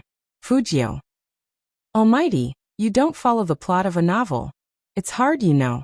Chinemo looked at the young man's slightly depressed expression, and his thin lips curled up into a faint smile. He grabbed Fujio by the back of her collar and shoved her into the passenger seat. When the car started to move, it was even cooler than it looked, especially when there were two equally outstanding people sitting inside. Fujio's silver hair was blown into a mess by the wind coming in from the car window, and she looked indescribably cool. Such a handsome face and luxurious style. When the beautiful car glided through the city center, people thought it was two superstars shooting a movie. That scene attracted many people to stop and take pictures while the sports car was waiting for the traffic light. However, Chinmo's right hand was holding the steering wheel, and his noble and indifferent side profile was almost as fast as the car flashed by, stopping at the entrance of Computer City. Fujio looked at that place and couldn't help but raise her eyebrows. Chinemo stood there, tall and handsome. There weren't many people in the store, but everyone who entered the store was looking in Fujio's direction. To be precise, they were all looking at Almighty Chin. After all, this wasn't the outside world, but a place frequented by people who like to play games. Chinemo was recognized by his potential fans as soon as he entered the store. It's Almighty Chin. Is he here to buy accessories too? I didn't expect to see Almighty Chin here. Most of the people who came to buy equipment were boys, and they weren't as crazy as girls. But because of Chinmo's popularity, it still caused quite a stir. When the store manager heard that Almighty Chin was here, he immediately strode over, not daring to be negligent. After all, for businessmen like them, Chinemo was not only an esports almighty, but also a young Master Chin who could shake the entire Jiang city with a stomp of his feet. The store manager's face was full of smiles. Just as he was about to speak, he saw Fujio standing beside Chinemo. The mouse-snatching incident happened not long ago. The store manager naturally had an impression of it, especially Fujio's cool silver hair and handsome face. It was hard to forget. But he never expected that this young man would appear with Almighty Chin.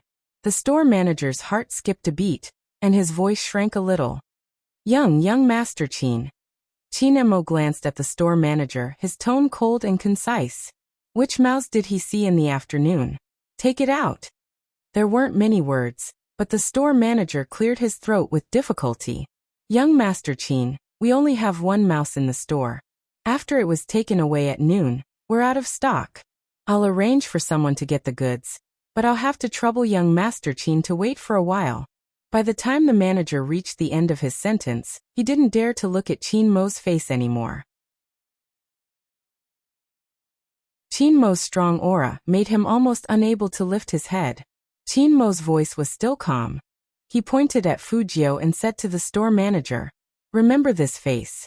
In the future, give him whatever he wants." Yes. The store manager knew that Chairman Chin was here to get back at him.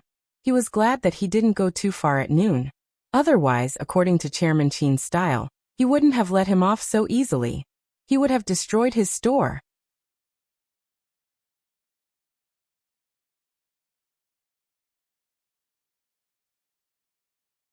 Chapter 82.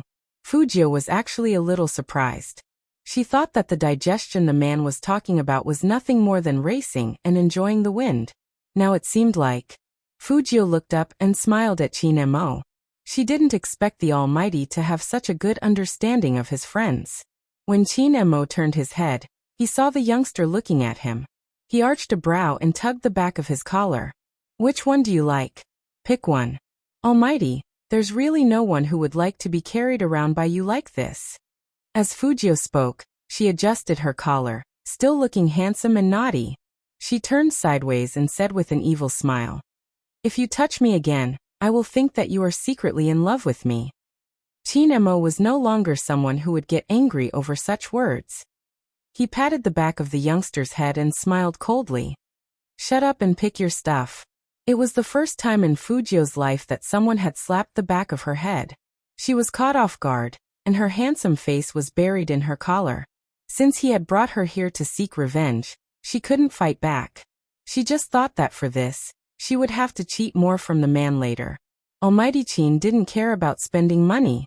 Seeing the young man cover the back of his head with one hand after he patted him, and with a face full of unwillingness, the corners of Almighty Qin's mouth subconsciously curved upwards, and his mood improved quite a bit.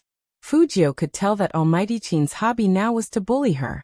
To be honest, before she met Almighty Qin, she just thought this man wasn't easy to deal with. After interacting with him, she realized that this man was a black-hearted person. How could normal people find bullying their friends fun? Almighty Qin was the only one in the entire world. With Qin Mo's popularity, he couldn't stay in Computer City for long. Fujio was also looking at the time. She quickly picked out a bunch of internal parts and a very small outer shell. When she said that she only wanted the shell, the store manager looked at her in surprise. Are you sure you want to buy it this way? What could these scattered things do? Why don't you just buy the finished product? Fujio smiled. Yes. She had to get a better one so that she could type in class without worry. Qin was sitting next to her with his long legs crossed. He was reading an esports magazine. When he heard this, he lifted his eyes towards Fujio. His eyes were as deep as an ancient lake. They looked calm, but there were many secrets hidden in them. Fujio also noticed that Qin was looking at her. The man already knew that she was a hacker, so there was nothing to hide. She turned her head and smiled at him. I want to make my own laptop. Qin raised his eyebrows and walked over. His slender fingers picked at the pile of spare parts. His businessman nature didn't change. The hard drive here won't do. I have one with me. I'll give it to you when you enter the Qin group. In other words, if she didn't enter the Qin group, she wouldn't even be able to think about it. Inexplicably, Fujio understood the hidden meaning in the Almighty's words. What about these things today? If you don't join the Qin group after the competition, you'll have to refund me the original price. As Qin said this, he threw the bag of stuff into the young man's arms. He put one hand in his trouser pocket and smiled faintly. Seeing this, Fujio raised her eyebrows. What digestion? It was just a trick he came up with to enslave her better in the future. You're tuning in to the Li Mei's Wuxia Whispers YouTube channel. We're so grateful for your support, and don't forget to subscribe to join us on this incredible journey through captivating stories. Your generosity through donations truly makes a world of difference, as it's the primary source of revenue that allows me to expand and enhance this channel for you. Thank you from the bottom of my heart for being a part of this adventure.